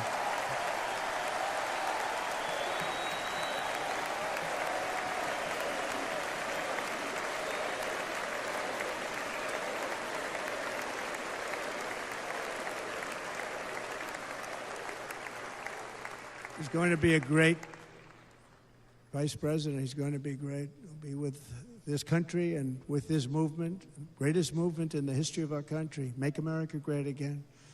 when they criticize it, they say, we're going to try and stop MAGA. I said, MAGA is making America great again. What are you going to stop? There's nothing to stop. Then they say, oh, that's right. It's very tough to fight it. And all of the people that did try and fight it have failed. But he's going to be with us for a long time, and it was an honor to select him. Great, great student at Yale. His wife was a great student at Yale. They met at Yale. These are two smart people. So, JD, you're going to be doing this for a long time. Enjoy the ride.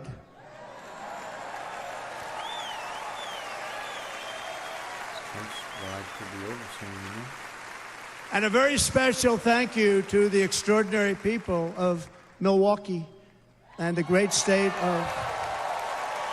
Oh, there they are. There they are. That's cheeseheads. You are so easy to spot. And Green Bay's going to have a good team this year, right? They're going to have a good team. They're going to have a good team. Most of the audience doesn't like it, but it's true. You're going to have a very good team this year. And by the way, Wisconsin, we are spending over $250 million here creating jobs and other economic development all over the place. So I hope you will remember this in November and give us your vote. I am trying to buy your vote. I'll be honest about that. You know the news is going to take that one thing, post it and be like, oh my God, he said he admitted it. He just wants to and I promise we will make Wisconsin great again. We're going to make it. If I can understand jokes. Thank you, Mr. Governor. Thank you very much. Thank you. I'm here tonight to lay out a vision for the whole nation, to every citizen, whether you're a young or old man or woman, Democrat, Republican or independent, black or white, Asian or Hispanic. I extend to you a hand of loyalty and of friendship. Together we will lead America to new heights of greatness like the world has never seen before. We were right there in the first term. We got hit with COVID. We did a great job. Nobody knew what it was, but nobody's ever seen an economy pre-COVID. And then we handed over a stock market that was substantially higher than just prior to COVID. Coming in, did a great job. Never got credit for that. We got credit for the war and defeating ISIS and so many things, the great economy, the biggest tax cuts ever, the biggest regulation cuts ever, the creation of Space Force, the rebuilding of our military. We did so much. We did so much. Right to try. Right to try is a big deal. We got right to try. They were trying to get that for 52 years. Somebody's terminally ill. And hopefully there's nobody in this audience, but it does happen a lot. They're terminally ill and they can't use our new space-age drugs and other things that we are way ahead. We have the greatest doctors in the world, the greatest laboratories in the world, and you can't do it. They've been trying to get that approved for 52 years. Wasn't that easy? The insurance companies didn't want to do it. They didn't want the risk. The labs didn't want to do it because if it didn't work, people are pretty far down the line toward death. They didn't want to do it. The doctors didn't want to have it on their records, so I got everybody into an office. 52 years they tried. Sounds simple, but it's not. And I got them to agree that somebody that needs it will, instead of going to Asia or Europe or someplace, or if you have no money, going home and dying, just die. We got them to sign an agreement, agree to it, where they're not going to sue anybody. They're going to get all of this stuff. They're going to get it really fast. And what's happened is we're saving thousands and thousands of lives. It's incredible. Right to try. It's a great feeling. Under our leadership, the United States will be respected again. No nation will question our power. No enemy will doubt our might. Our borders will be totally secure. Our economy will soar. We will return law and order to our streets, patriotism to our schools, and importantly, we will restore peace, stability, and harmony all throughout the world. But to achieve this future, we must first rescue our nation from failed and even incompetent leadership. We have totally incompetent leadership. This will be the most important election in the history of our country. Under the current administration, we are indeed a nation in decline. We have an inflation crisis that is making life unaffordable, ravaging the incomes of working and low-income families, and crushing, just simply crushing our people like never before. They've never seen anything like it. We also have an illegal immigration crisis, and it's taking place right now as we sit here in this beautiful arena. It's a massive invasion at our southern border that has spread misery, crime, poverty, disease, and destruction to communities all across our land. Nobody's ever seen anything like it. Then there's an international crisis, the likes of which the world has seldom been part of. Nobody can believe what's happening. War is now raging in Europe and the Middle East. A growing specter of conflict hangs over Taiwan, Korea, the Philippines, and all of Asia, and our planet is teetering on the edge of World War III, and this will be a war like no other war because of weaponry. The weapons are no longer army tanks going back and forth shooting at each other. These weapons are obliteration. It's time for a change. This administration can't come close to solving the problems. We're dealing with very tough, very fierce people. They're fierce people. And we don't have fierce people. We have people that are a lot less than fierce, except when it comes to cheating on elections and a couple of other things. Then they're fierce. Then they're fierce. So tonight, I make this pledge to the great people of America. I will end the devastating inflation crisis immediately, bring down interest rates, and lower the cost of energy. We will drill, baby, drill. Drill, baby, drill.